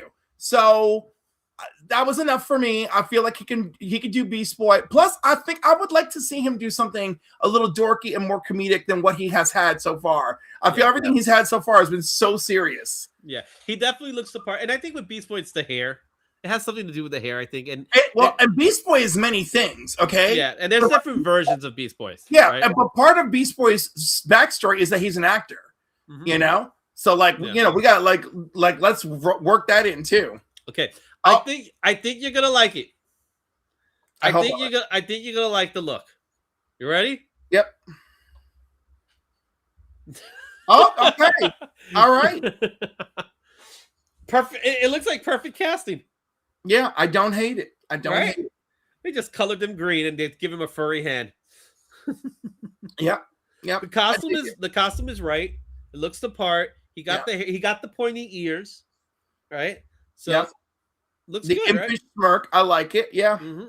There you go. That's our Beast Boy. Now, our next person that you guys voted on was Keke Palmer as Starfire. Oh yeah, come on. We don't even have to talk about it. It just looks great already. Okay. Here's the funny part about these roles. Like, one of the things I did purposefully is when I did the images for the poll, I wanted to find images that made them look like the character in some way or another. The image you're currently seeing it right now is the hair. You just need to give the girl extensions. Yeah. So great. There's got to be some CGI involved there as well. CGI, because when Starfire flies, that's when that hair extends. Yeah, and it makes that trail. Here's my challenge. This is the one thing that I always find challenging when doing live action caricatures. Starfire's is pupilless. Mm-hmm. That normally doesn't translate well in live action. No. So, but do we still give her green eyes? Yeah, we can still give her green eyes. Fully green? Even the whites? I don't know. Like at least the green eye color, just to do give something. her like a green eye color and then maybe like a tint of green on the white. Yeah, possibly. Yeah. Okay. But the skin tone, there's not that much you need to do. You know, she's orange, but come on, the girl that they picked for Titans, I like that who she to me she looked like a Starfire. I just didn't like the portrayal of her Starfire. Well, yeah, I mean they did different things with that Starfire, but I liked her. All right, tell me about this Starfire. So again, you know, the royal family was like, "Look, you got to go be a slave because you know that's the way things go." That's the way things go. Yeah, that's how things go around here. Like we got to give up somebody from the royal family. We're giving you up. You know, nothing. No, look at the chat saying full green. They're like, they're like, no harm, no foul, girl. And then of course the Gordanians take her, and she's their slave, and she escapes and crashes on Earth, and that's how we learned that she can learn your language by kissing you because she kisses Robin and learns English. Because of comics, right? Because of comics. Well, dude, when she meets the X-Men, she hears Colossus speak Russian, and she grabs him and kisses him, and Kitty is pissed right off. Like, oh no, this is just how I learn languages. And Kitty's like, oh yeah, right. Let me show you. Come here. Yeah. All right, you ready to see Keke Palmer? Yeah, absolutely. All right. It's more animated. I'll admit that it feels more colored in. Yeah. But check out that hair. And this is full green. So you got full green here. All right. And yes, that's the costume I want. I'm sorry. I don't care. She's an alien. She don't know. And I'll just say also she's an alien who's like nearly invulnerable. Our weather patterns don't affect her the same way. Like not everybody has to dress up. I'm just saying, she got boots. And they're made for something. But yeah, I'll take this version any day. All right. Now we're gonna go with the other female of the group. Right? Or another female of the group. The other female of the group. Of the core group. Of the core group. I'm gonna say it's a core. Okay. Okay, we'll say the core. If it's her, I'm not sure. It could be the guy. We'll find out. Let's find out who it is. Oh yeah, we picked you guys picked Jenna Ortega as Raven. They really did. You guys picked her. This definitely is going to cost us money. Yeah. Because this is hilarious though, because we got Wednesday as Raven and her roommate as Tara. Did you know there was other picks from the show that didn't make it? Yeah. Right. So now that I'm thinking about it, I don't know her name, but the girl that had the short that she had a bald cut. She could have been a Starfire. Mm-hmm. Right? Especially with those lips. I agree. The one who was she was like a siren. She was a siren. She was a siren. Yeah, she could pull off. Okay. Jenna Ortega, however, could definitely pull off Raven because Wednesday is technically Raven. I mean, it's close. It's close. They're it's a bit of a typecasting thing, but I think Jenna Ortega is a great actress. I like what she's done. And I like the Raven character, and I want to see how she works around Beast Boy. So I'm not sure exactly how Jenna Ortega will work around this Noah Jupe as an actor. But I think it would be a wonderful like counterbalance because he's just so cute and open and giving, and she's just like, I can only experience one emotion at a time. Hold off. So many people are familiar with Raven from the cartoon series. Talk to me more about Raven, the comic book version. Well, she was like raised her whole life in I forgot where she was, but she was raised by these people who are anti-Trigon and like constantly teaching her how to use her power and control the evil within and all of that, you know. So like basically that's her thing. And of course, when she starts seeking the help of she's the one who actually makes this group of Titans come together because she's seeking their help. And we get our first glimpse of her in, you know, DC Comics Presents, where she actually shows up and she's like in Dick Grayson's dreams, you know. And it's like she's like, I'm gonna need you all, like, because we gotta put the hammer down on your father. Yep, exactly, because of Trigon being her dad. All right, let's take a look at what she looks like as Raven. And again, this is another one of those cosplays, but it's not too hard to figure it out. You're gonna see it. There it is. There's our Raven. Obviously, I would do a little bit more. This is more of one similar to the Speedy costume, I would say, where it's like, okay, it's there. The actress that did play Raven in Titans, she did a good job. She was great. She was great, but in a weird way, I felt like she was almost a little too young. But then again, by the time we got to the end of the series, she did great. So there's our Jenna Ortega as a Raven. Now we're gonna go to our muscle, our tech muscle, right? This is the guy who, there he says, Mr. Booyah. Ugh, I love it. That poor guy. Kelvin Harrison Jr. as Cyborg. All right, Cyborg to me will always be a member of the Titans. I'm not of the world of him being a Justice Leaguer because he belongs in the Titans.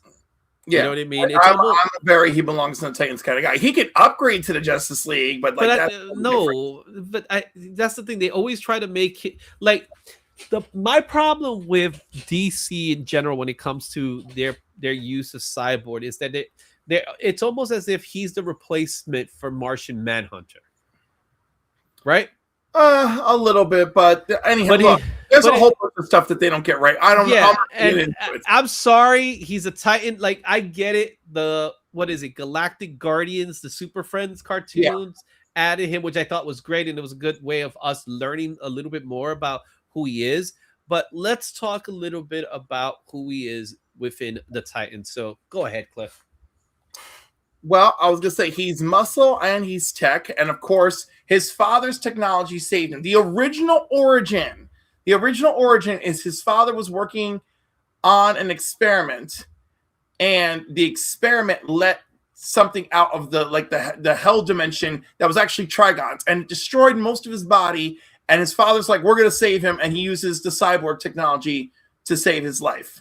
They have modified it. Now we blame Darkseid. I don't know which origin we're using this week, but the deal is his father always saves him with the cyborg technology. All right. And his father always has a pressing input. All right. So let's take a look at what we came up with. This one I'm not so crazy about, but because they utilized the movie version of Cyborg. Yeah, but you get to see his face in the costume, and are we giving him the mustache? I could go either way with it. He's got good facial hair in real life. Yeah, it's good. It's okay. I'm not crazy about it, because I'm not a fan of the organic look for Cyborg. You know what I mean? I feel like, and I get it. It probably won't translate well because it looks like he's wearing a tank top sometimes, but I think there's a good marriage between the two. You know what I mean? Yeah. All right. We've come to the end. Our last Titan. It's the big one.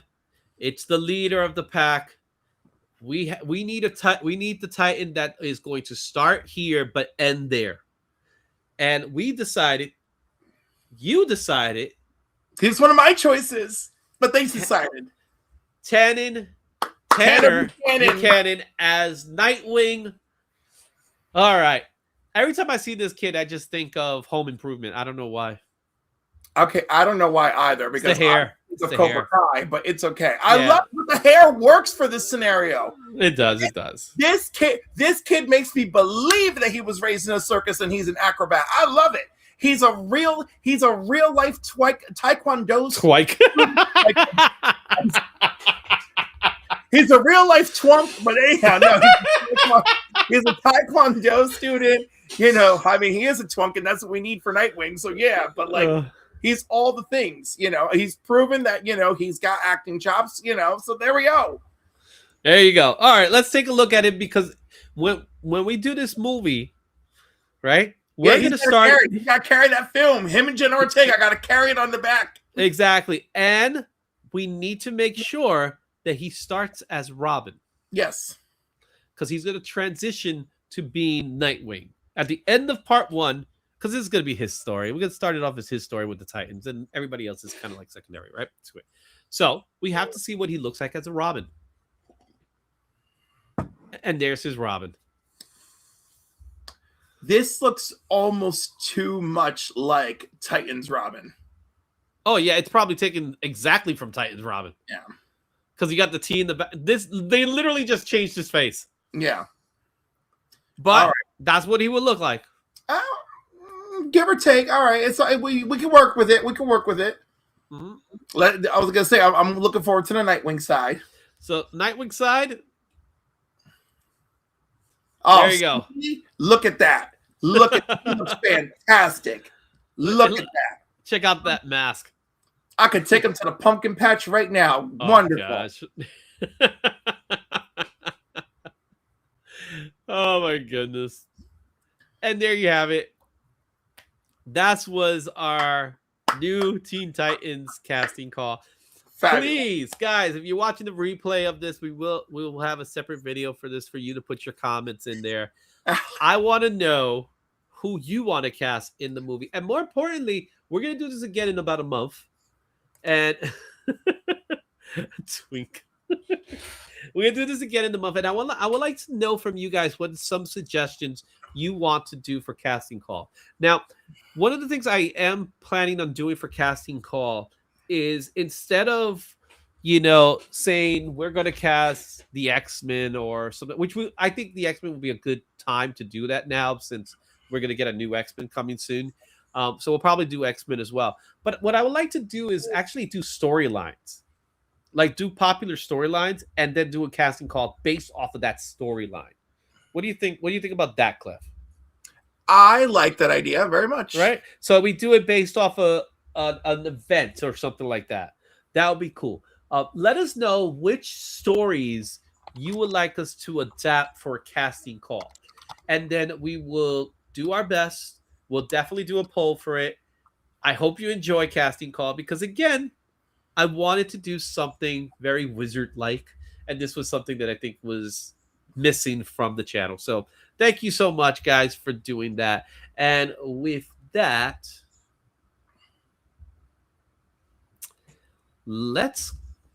I think we did a better job than Wizard did in most cases. Oh, you saw that Ultimate X-Men? Oh my goodness, that Ultimate X-Men was so bad, and they were all musicians. Oh no. So, Black Spiders earlier gave us a $2 super chat. All right. Black Spiders, we have two choices right now. You could pick the spider, or you could pick the fist, the green fist. Let me know in the chat. Instead, he gives me Wildcats. Oh, Wildcats will be good. No, he wants Wildcats casting. That could be interesting. And we have the original sound. Okay, we'll come up with some choices, and we'll let you guys decide what we're gonna do next. Okay, so Black Spiders, you got the spider or you got the fist. And guys, you can still leave a super chat, because we still have 2 more open to do it, and it's a chat of any size. And of course, Black Spiders went with a spider. Oh wait, didn't we do the spider? Yeah, the spider was the something visions, right? Yeah. Oh no, take it back. We just need 2. Yeah, we did the spider. Sorry, Black Spider. We did do the spiders. It was the 1090 the DN 1099. So that's already thing. Sorry about that. So I guess we're gonna have to go with the Hulk Fist because we leave the logo for last. So here we go. It's Inferno Hulk number 2. Hey, but there is a spider of sorts on his chest. Yeah, it's a null. It's a null spider. It's the Nullify variant done by Lenil Francis Yu. So that's the one we have here. Look at that thing. That's a nice cover. All right, we still got one more book, and that's the big book. Right? That's the big book of the stack here. The big book of the stack. It's the big book of the stack. It is an exclusive. I'll give you that much. It is an exclusive book. That's part of it. I know some of you that are watching the chat right now will really like it. I'll leave it at that. So we need one more super chat to get to that last one. So we'll do that. We'll put this away for now, and we'll remind everybody a little bit later. And I need to open up our last segment of the day, which is always the same thing as before. Boom, boom, boom. There we go. SP fan card. He did it. He did it. He did it. We got it. He was last month's winner, so I got to send his package. Oh, but we also got another one from Alex with the $5. Thank you so much, guys. I really appreciate it. Let's see what it is. It's a Transformers Ivan Tao Big Time Collectibles. Hip hop variant, baby. Well, well, well. Look at that. Ivan Tao with the Optimus Prime on Blaster. I feel bad for Blaster, man. Why are you sitting on Blaster, man? So, congratulations, guys. We got all 5 books into the stack. I really do appreciate it. Next week, we will be doing our final drawing. And you guys can win. Again, if you become a channel member, you're automatically included. If you leave a super chat, we add more to the pack. But if you're not a channel member, then we will add you to the pack because it's my way of saying thank you. However, if you are a channel member, next week I will share what the alternate reading is Prime is teabagging Blaster. All right, next week I will share with you guys for channel members what that special piece is going to be. So channel members is going to have something added to it. If a channel member does win, they will get something added to it. But I'll reveal what it is next week. Okay. What do we talk about in this show every week? What do we do in every segment? Aren't we supposed to be talking about trending comics? Oh yeah.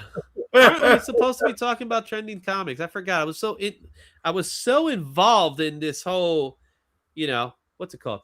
I was so involved in talking about. My brain just went numb for a second. Null or numb? No. Anyway. He's got null on the brain. Let's do our trend.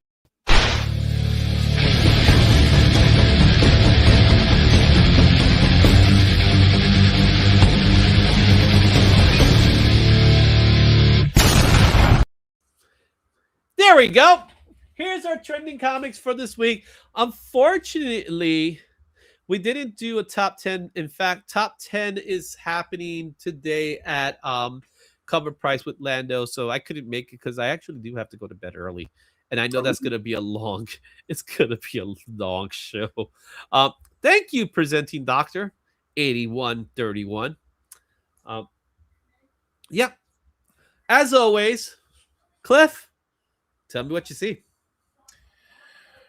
Well, there's still Absolute Batman, but I see a splash of one of C Bizzle's favorites, Mega Man, and one of my favorites, and many others as well, Exquisite Corpses.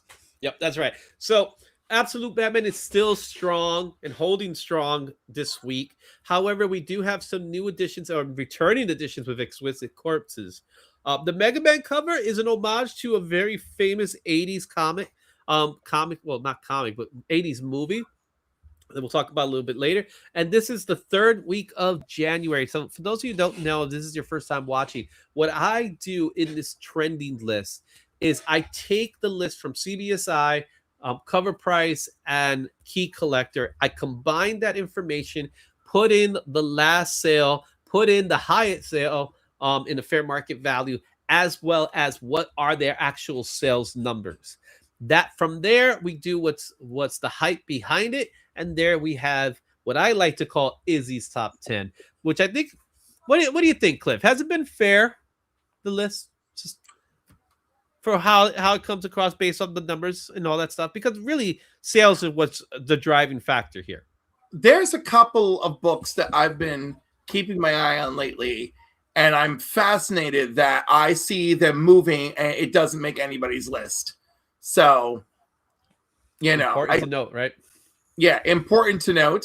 I'm like, wow, this book has easily had 20-something sales within the last 30 days. No one's talked about it. And it's had a little bump in price over time. Okay. No one's noticing, but it's okay. I'm going to tell you something, and I've shared this with you beforehand, but I'm not going to reveal the who. Okay, you guys can make a decision on the who. There was one book that came in someone's top 10 this week. When I went to look at the sales, not a single sale in 30 days. Yeah, but see, that is someone being a trend setter, and I can tolerate that. But sales are a driving force to this. Sales only justify the trend setting. But if you have zero sales, zero, how can you say there's a trend? Because listen, if the tastemaker is creating the taste, we're gonna find out. Okay. We're gonna find out. All right. Everyone keep your eyes on Cyclops. Oh yeah. Keep your eyes on Cyclops. That's a good one. All right. I'm being funny, obviously, man. Come on. But do keep your eye on Rachel Summers, just in case. Oh yeah, I'm definitely keeping my eye on Rachel Summers. In fact, we're gonna be doing a segment soon. Coming soon, maybe as soon as next week. We'll talk a little bit more about what we consider to be some specs to look out for. Honorable mentions. Let's get things started with our first honorable mention. And of course, this is the Ash Can edition of Exquisite Corpses. This book was given out in San Diego Comic-Con, I believe it was. It was to kick off Exquisite Corpses. So it is limited. I don't know what's the limited print run of it. I don't know if it was like 300, 500, something like that, but it was definitely given in San Diego. So there is getting some momentum for this book. Prices are pretty decent. I would say around the $50 range for this book. The other one is, and now The Beauty. Now, The Beauty this is one of those books that I could understand because the TV series has been, it's supposed to debut this week. It has Ashton Kutcher in it. A lot of people don't know it is a comic book. No, everyone at work is talking about this show, and I'm the one explaining to them it's a comic book. It's a comic book done by Jeremy Hahn, who's done some other good stuff. Check it out. There is a banger Jenny Frison one that is getting some love as well. So be on the lookout for The Beauty. The other one is another surprise hit, and that is Amazing Spider-Man issue number 13. This is cover A, and this is the one that you want to look out for if you're doing a search. And the reason for this book, right now, the prices of this book are going for about $11 to about $15. But prices you're going to start seeing prices go up for this book. So you might still be able to find this book in the wild at a very affordable price. This book came out not in January. It came out a little while ago. It's a couple of months old already. It's because of one little guy, and I'm not talking about Rocket Raccoon. I'm talking about the guy next to him. Symbii. What do you know about Symbii, Cliff? I only know that he appears on the Spider-Man Friends, Spidey Friends, the Disney Plus children's series. That's all I know about him. Spidey and His Amazing Friends. That's the name of the show, right? Yes. Whatever that is, yes. So Symbii is a new character that was introduced in Amazing Spider-Man 13 here. Legacy number 977, in case you wanted to know, who is getting people talking about him. And this is just one of 3 books that have been hot this week because people are starting to recognize. So you want to also look out for Amazing Spider-Man 11, which has a cover of him, but this is technically his first appearance. I mean, and he is there, like Hank with his just chilling on the little edge there. He's cute. He's cute. Yeah. He's good. Yeah, Simi ain't no Jeff. You got that right, nerdy geek. But he will be making some appearances with Jeff. Okay? But like Jeff, Simbi's future is bright. So we'll see. Is it bright? It's possibly bright. It's bright. It's definitely bright. Simbi has a lot of potential. So now if you're interested, if you're looking on long-term spec, this might be one of those books. Okay? My opinion. Okay. Let's go into our list. And let's start things off at number 10, as we always do. And at number 10 this week, it goes to the book known as Exquisite Corpses number 1. This is the poly bag with the trading card. Okay? Ooh. Okay. This came out not for DC Comics. I got a typo there. It's for Image Comics. But the last recorded sale is $13 for this book, which in turn, its fair market value is $14, $75 and 9.8, but it's a poly bag with the trading card. It's about the trading card. Talk to me a little bit about this trading card, Cliff. Well, the trading card is actually for like a game that they are going to have come out that you can play. It's an actual game. It's a role-playing game. It's their own, right? Their own little tabletop card game. Mm-hmm. So people want to get this. In fact, every book has a poly bag. So if you want to look for them, you can do it, and you get the actual cards to play. As far as the trending list, it was number 8 for cover price. Sales, we got in the 7 days, we got 20 sales, 25 sales within the last 30 days. And as far as the hype of this book, it's currently low for this book. The other books are getting some more love. But what's important to note here is just like last week, how do you grade a poly bag? You don't. Yeah. The comic book is being graded. The poly bag is ripped open, but the book is orange. So that's how you know the difference. That's why it's considered the poly bag with the trading card. And you can't grade that. So they will not grade the card. Yeah, unless you do the submission for them to grade the card. Yeah, which you could do the card and the comic and the book. Yeah, but they'll probably go in 2 different routes. I'm pretty sure they go in 2 different routes, so it'll cost you. It'll definitely cost you. So, Exquisite Corpse is the latest addition to Option News for Tiny Onion. Exquisite Corpse, I think, was meant to become a series of some kind or a movie adaptation.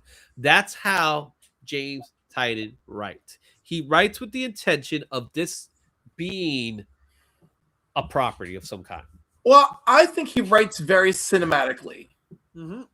And I've noticed that even when I was reading The Deviant, it all feels like very episodic. Mm-hmm. Like the racing in the snow to get to that farmhouse, all that stuff. So and then this, and he's not writing this alone. There's a whole team writing on this.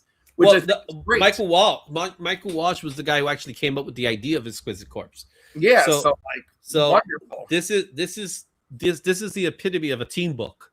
It obviously is, James Tynion is the name behind it, but don't sleep on Michael Walsh. He is the driving force behind Exquisite Corpse. So yeah, where Tynion's writing it, it's really Walsh's story. So that he's co-plotter of the story. So keep that in mind. All right. Our next book. They're doing a bang up job together. Yes, they are doing a bang up job, and they're getting rid of people while they're doing it in the comic. Number 9 in our list goes to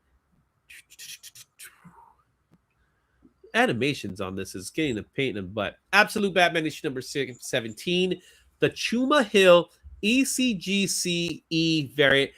If you ask me what that stands for, I don't know. If someone in the chat knows, please let me know. I have no idea what it stands for. However, this book has yet to be released. Yeah. So It is a pre-sale that is demanding high top dollar that came out for DC Comics. $100 near mint was the last recorded sales value since I looked at the list. However, books are going for as high as $124, $125. Yes, they are also selling 9.8s at $450. This came out in cover price number 4. It's relatively new to the list. 7 days. We only have 11 sales, 12 in total for this book, with the hype of it being at a medium. But what's important to note, this is what many are going to consider the first cover appearance of Poison Ivy in the Absolute universe. Well, there's multiple covers where she is on the cover for issue 17. So I think this is just for people who I think there's some FOMO involved in this. Oh yeah, it's definitely FOMO involved. But then again, it's like it's an Absolute Batman book. It's Chuma Hill. It's an exclusive variant. It's that kind of stuff. It's all of that that's rolled into one that made this book what it is. Now, I will admit that this Chuma Hill cover is really cool. I especially like the way he's drawing Batman. There's something about the way he has Batman with the logo being the way it is, and that's kind of like the only thing that you really see. Very painted in the style. But Poison Ivy is very traditional to the way she normally looks. The only thing is like it's not green, it's more orangey. So we'll see. We'll see what makes her different this time around.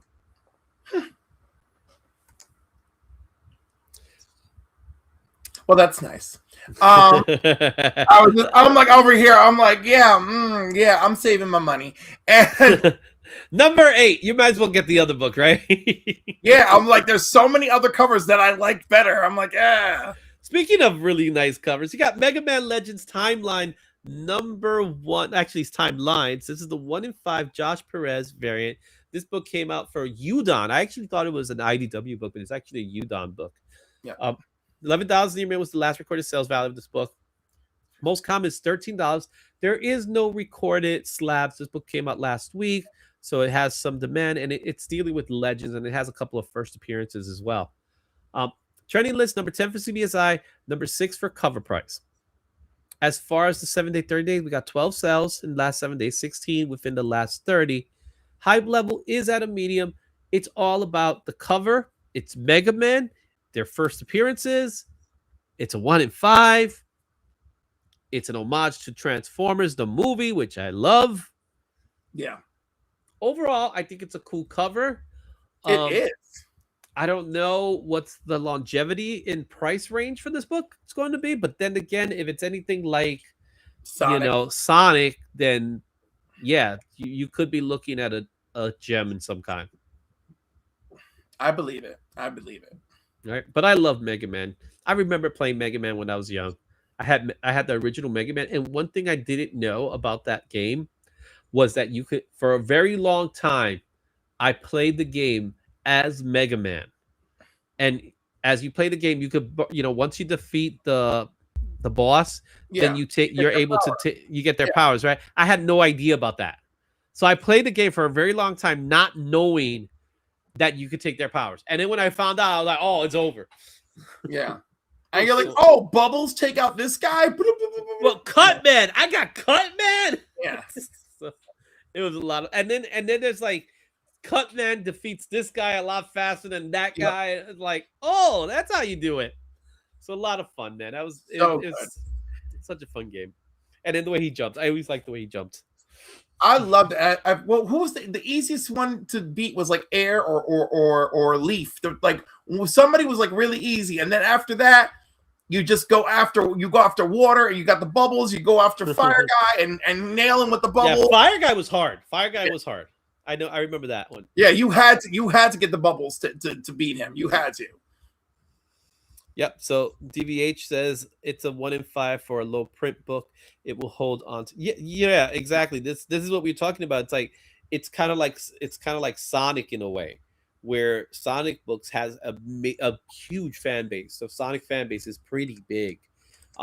Mega Man, it's been around even longer than Sonic.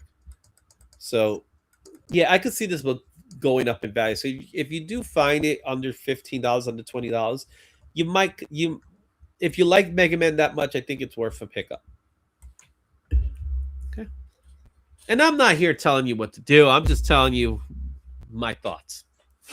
At number 7 here, we're going to go to our next book in our list, and that goes to Absolute Batman number 1, the 4th printing.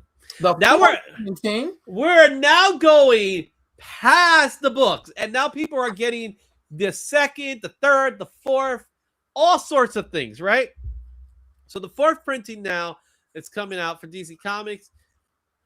$56 and 9.8, relatively low for 9.8, so that's not bad. Most common is $14 near mint, $60 for 9.8. This book came into cover prices at number 7, and it has a 7-day, 30-day sales of $20.49. So that puts it on, I'm going to say, on a low range. I think 10th print is prettier, folks. I like this cover, though. I love this cover. I like them both. You know, just saying. I'm just saying. Y'all could pick this up tomorrow for $5.99 and maybe a discount if you get discounts from your retailer. I'm digging this cover, though. I like this cover. Obviously, it's a scene within the comic book. That's what they did. There's some other ones that are out there, but this one's getting a little bit of love now because I think people are just going. They're just absolute Batman crazy right now. They are. You know, they are. Coming in at number 6. Fire me up, baby. Fire you up. Fire you up. I just like the look in your face. Number 10. $168 at a 9.8. Babyface Batman. Most common, $56 near mint, $159 and 9.8. This book came in number 9 for cover price. Check out the sales. 17 sales within the last 7 days, but within the last 30 is 128 sales. Puts this book at a low right now because, it's not as many sales, but I feel like 128 sales in 30 days says a lot. Yeah, but this week it's relatively low in comparison to other Batman books. I listen, I would say this is easily sitting at medium hype. Yeah, it's borderline. Number 9, 17 sales. I know, but 30 days, 128, that says a lot. I said in comparison to other absolute Batmans. All right. Well, you know what? People are gonna gravitate to what they can afford. So let's see. Let's see how 5 through 1 deal with absolute madness. All right. We've talked about number 1 ad nauseum. Even number 2. This is issue number 10. What do you think about that 159 for 9.8? Again, I feel like that might be a bit much. 75 at top. At most. Yeah, 70. Like, all right, 75. Like one day, this is just going to be 75. Maybe even lower. You know. So, okay. We've reached the halfway mark at number 5, and let's go and find out what is our number 5 book of the week. And it's the other Absolute book featuring Absolute Batman in its cover, Absolute Wonder Woman 15. Oh. This book, last recorded sale was $9 near mint. It's actually still a pretty low print. Low cover. In there. At $13 near mint is the fair market value. $62 and 9.8 is what you get for it. As far as trending list, is number 9 in Key Collector. Okay. Now let's take a look at the 7-day, 30-day. 7 days, 329. 25, 329 within the last 30. Good definitely for you. Definitely puts us in the medium because of that 25. But the story's been good. Well, her book is my favorite Absolute book. So it's a cool cover. I like the Hayden Sherman cover. I do like this cover. I like the way they look. It's really good symmetry in the cover. So I'm okay with it. I do like the one where she's towering over him. That one tickles me. That's going to be Absolute Batman. That's coming out, I think, in 2 weeks or next week. Looking forward to it. Yeah, it's definitely going to be a hot book. That's going to be a hot book. Definitely a hot book. And we will see it on this list. I'm almost certain. At number 4 is going to go to Absolute Martian Manhunter number 1. This book came out again for DC Comics. $15 near mint, last recorded sales value of the book. We got the most common at $18 in near mint, $56 and 9.8. That means when you see something like 56, that means they don't really sell as much or they haven't sold as many. As far as trending list is number 3 in Key Collector. Mm-hmm. Sales for this book within the 30-day sales, 26 sales, 138. This is also a medium. So it looks like our obviously we got the Trinity, but then when it comes to the secondary books, Flash, Green Lantern, Martian Manhunter Manhunter of the secondary books is by far the best. Flash took a long time for me to get somewhere with it. And it had Jeff Lemire writing it too, which made it interesting in that way. A little bit. I mean, Green Lantern, I don't know how I felt about it. I fell off of it. I'm still all over the place with Green Lantern. Yeah. So like I was reading it, I'm like, what are you doing with what you're actually doing to Hal? Like I don't know what's going on with Hal here. And to make Sojourner the Green Lantern, I'm like, you made the one Green Lantern I don't care about the Green Lantern in this series. Like that was gonna say, but a good storytelling is just make you care about this character. But they're telling a very weird kind of story. You know, they're almost telling like a horror story in Green Lantern, but whatever. Yeah. Martian Manhunter's good, folks. Read the Martian Manhunter Absolute. But who is writing Green Lantern again? I forgot who was writing. Okay. This was written by Dennis Camp, who's actually been doing a really good job lately. Yes. With this. And then you got Javier Rodriguez doing the artwork, which I think Javier Rodriguez is perfect for this type of book because it does have that indie flair to it. So Martian Manhunter, Absolute Martian Manhunter number 1 comes in at number 4. At number 3 in our list, we're going to go right into it with our next book here, and that is going to be Absolute Superman number 15, the one Ferreira variant, still pretty hot. Came out this year. $47 minutes last recorded sales value. That's pretty insane for this book. Most common is $50. $118 for a 9.8. As far as trending list is number 1 in CBSI. Didn't make the other list, but it was number 1, so therefore it has hype behind it. 49 sales within the last 7 days. 147 sales within the last 30. Because it was a number 1, the hype level is at a high for this book. This is a awesome cover. It was number 1 last week. It's number 3, so it fell off a little bit, but it's still pretty hot. At that price range, that's crazy. Knowing that this book came out 2 weeks ago. It's like a cover D or something like that. Yes. Mm-hmm. But it's a great cover. And, you know, of course, I'm super biased, so I'm happy to see Superman list. Yeah. It's nice. Like, I dig it.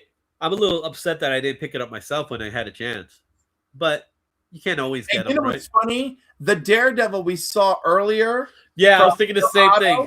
Right? Like, this is like a little bit reminiscent of that. With the water in the bottom. I do. I like the reflectiveness, yes.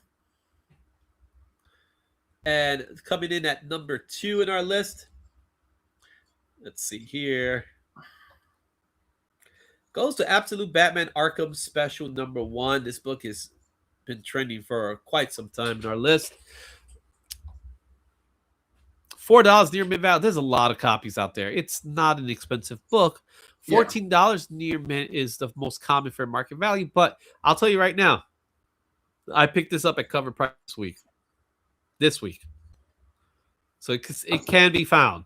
I was going to say, it's still on racks. It's always going to cost a little more on eBay because somebody's got to get it to you. Yeah, $67, 9.8. As far as trending list is number 9 on CBSI, number 5 in cover price. This is where it gets crazy, bro. You ready? Okay, I guess we're going to get ready. Number 1. 7-day, 30-day. 70 sales this week. Ooh, 70 sales in a 7-day. I love it. 1,339 sales within the last 30 days. And the 7 days less than last week, but it's more than in the 30 days. Take a wild guess what's the hype. This book sold in the aftermarket 1,339 times in a month. All right, surprise me. That's crazy. Yeah, sure it is, but let's find out. You want to look? You gonna look it up? Just go I to can eBay and look find it out up for if I yourself. want to be that guy. It's a hot book, but it's also it's still very affordable. A hot book that's still very affordable. Oh my! I never hear those words together. Well, it's very. Is it the original? Is it the cover A to Exquisite Corpses? No. We're not cover A to Exquisite. We're talking about Batman right now. Oh, Batman is like super hot #1 something. Arkham. Is it the burning building Batman? No. I'm talking about. Okay, I'm talking about the one we're looking at right now, bro. Oh, this one had 1,339. Oh, okay, yeah. Dude, where are you? Where's your brain at? I don't know. I mean, like, I mean, do you understand that the internet has been talking at me about Absolute Batman for 3 months? It's just been like three endless. Where have you been? I'm talking about this book, and you're like all on the other ones. Yeah, I'm like, oh, we're talking about this one. 1,339 sales in the last 30 days for this one book. Considering this is possibly the Joker's origin, I can understand why people are after this book. And that's the thing. Possibly is the thing. And it's written by someone else. Yes. Partly. Yeah, you need to start selling those dudes now. Because they're gonna be a lot less soon. Yeah, he hates abs bats. I mean, I never thought I would hear the term hate as bats. He's thinking about Dos Mujeres.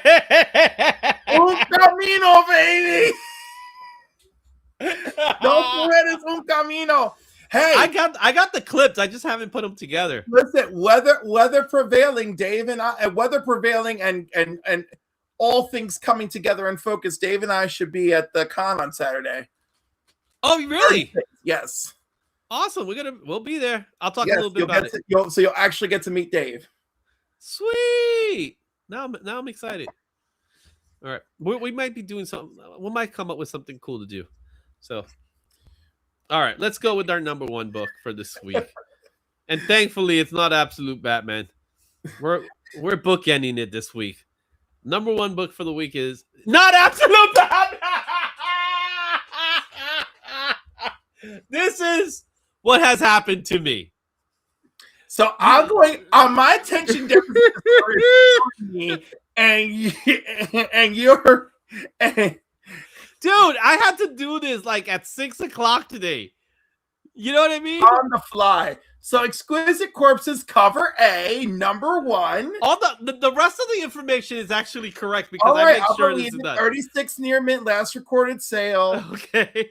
Most common 38. All right, 162 and a 9.8. Okay, go Exquisite Corpses. #2 on Key Collector, #2 on CBSI, #1 on cover price. 7 day, 30. This is good. 81 sales in the last 7 days, 94 within the last 30. So most of those that's sales are happening. That's 1,339. That ain't no Batman. That ain't no Batman. I can give you that much. That ain't no Batman. Hype levels high. It is not Absolute Batman 15. It is the original Exquisite Corpse #1. Betty's also coming. Yay. Oh, yeah. I was going to say, you'll be bombarded by all of us. It'll be great. You'll be like, oh, no. This is what Absolute Batman has done to us. That we can't get him off the list. Yeah. You know? You're like, and #1, Absolute Batman 15. I mean, Exquisite Corpses. I've been working all day, man. I know you have. Yep.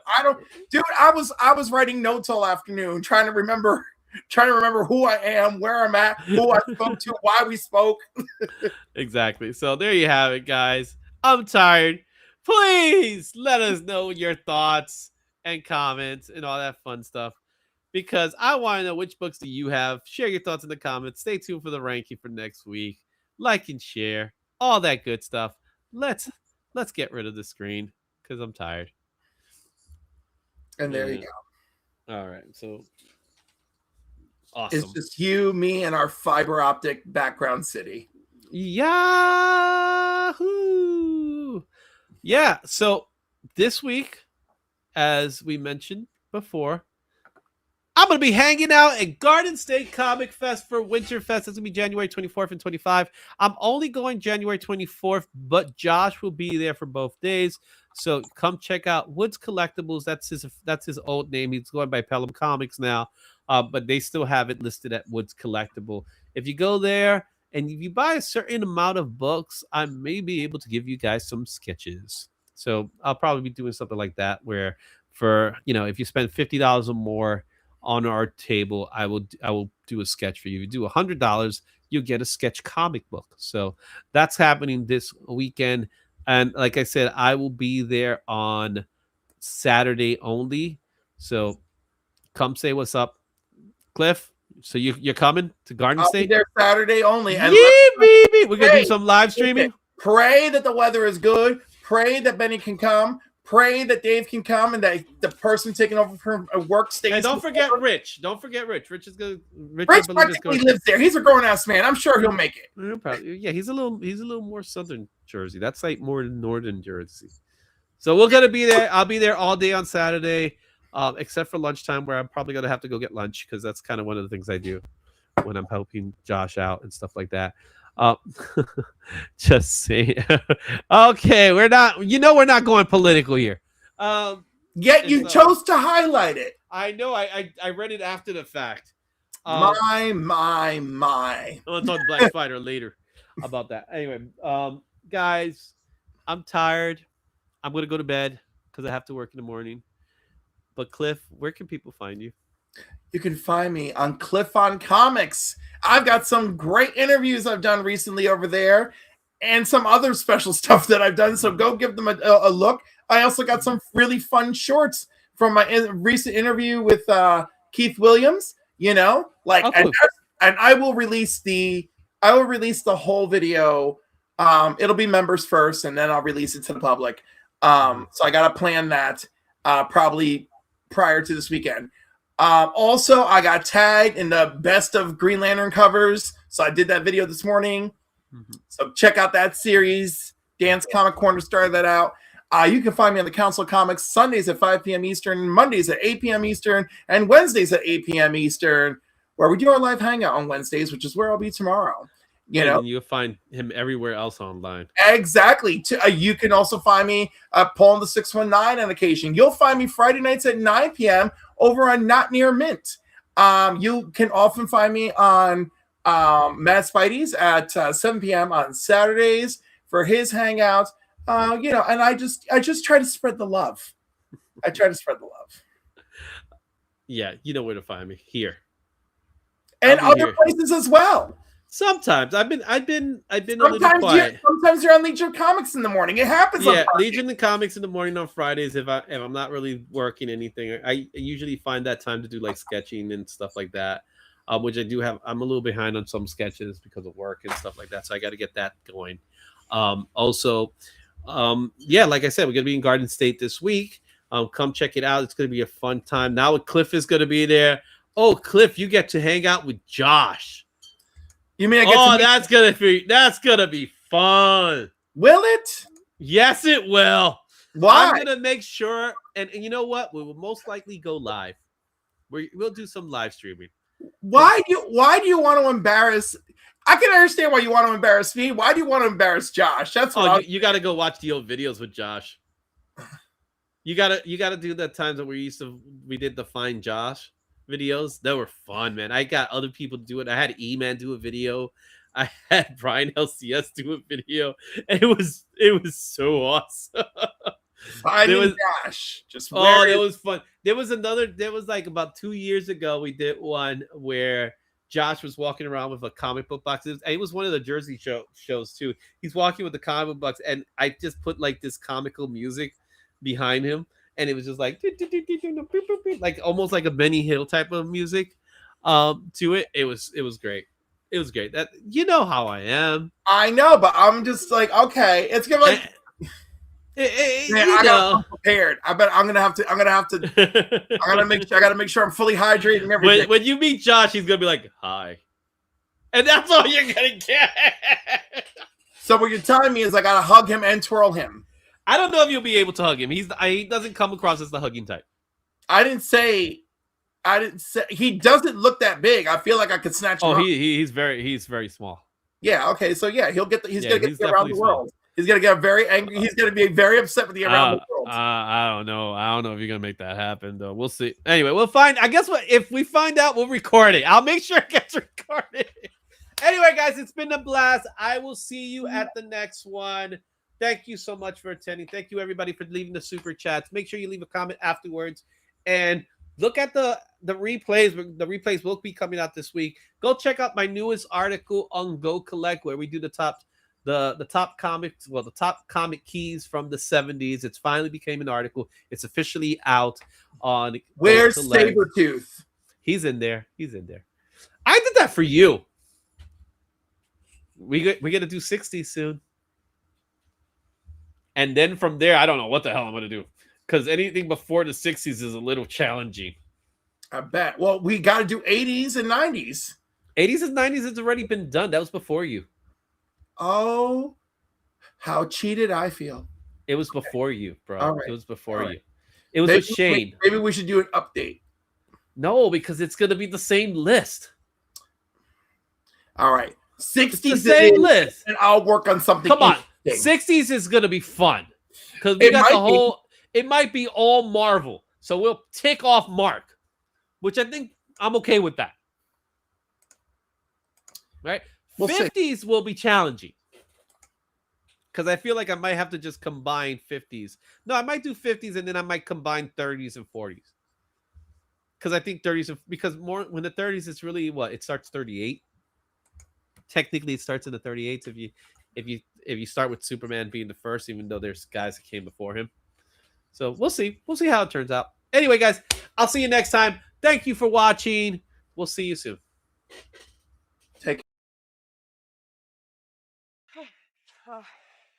I think this is it. I think you're about to go home. Okay. All right.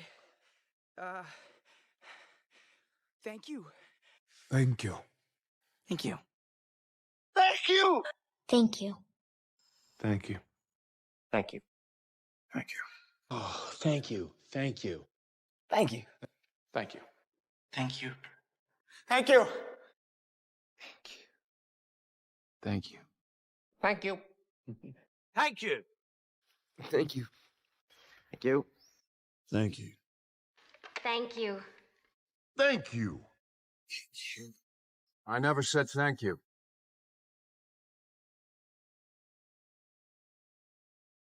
And you'll never have to.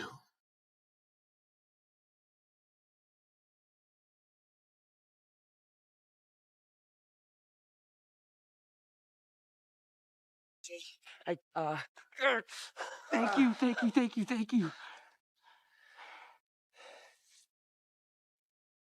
I guess I'll see you.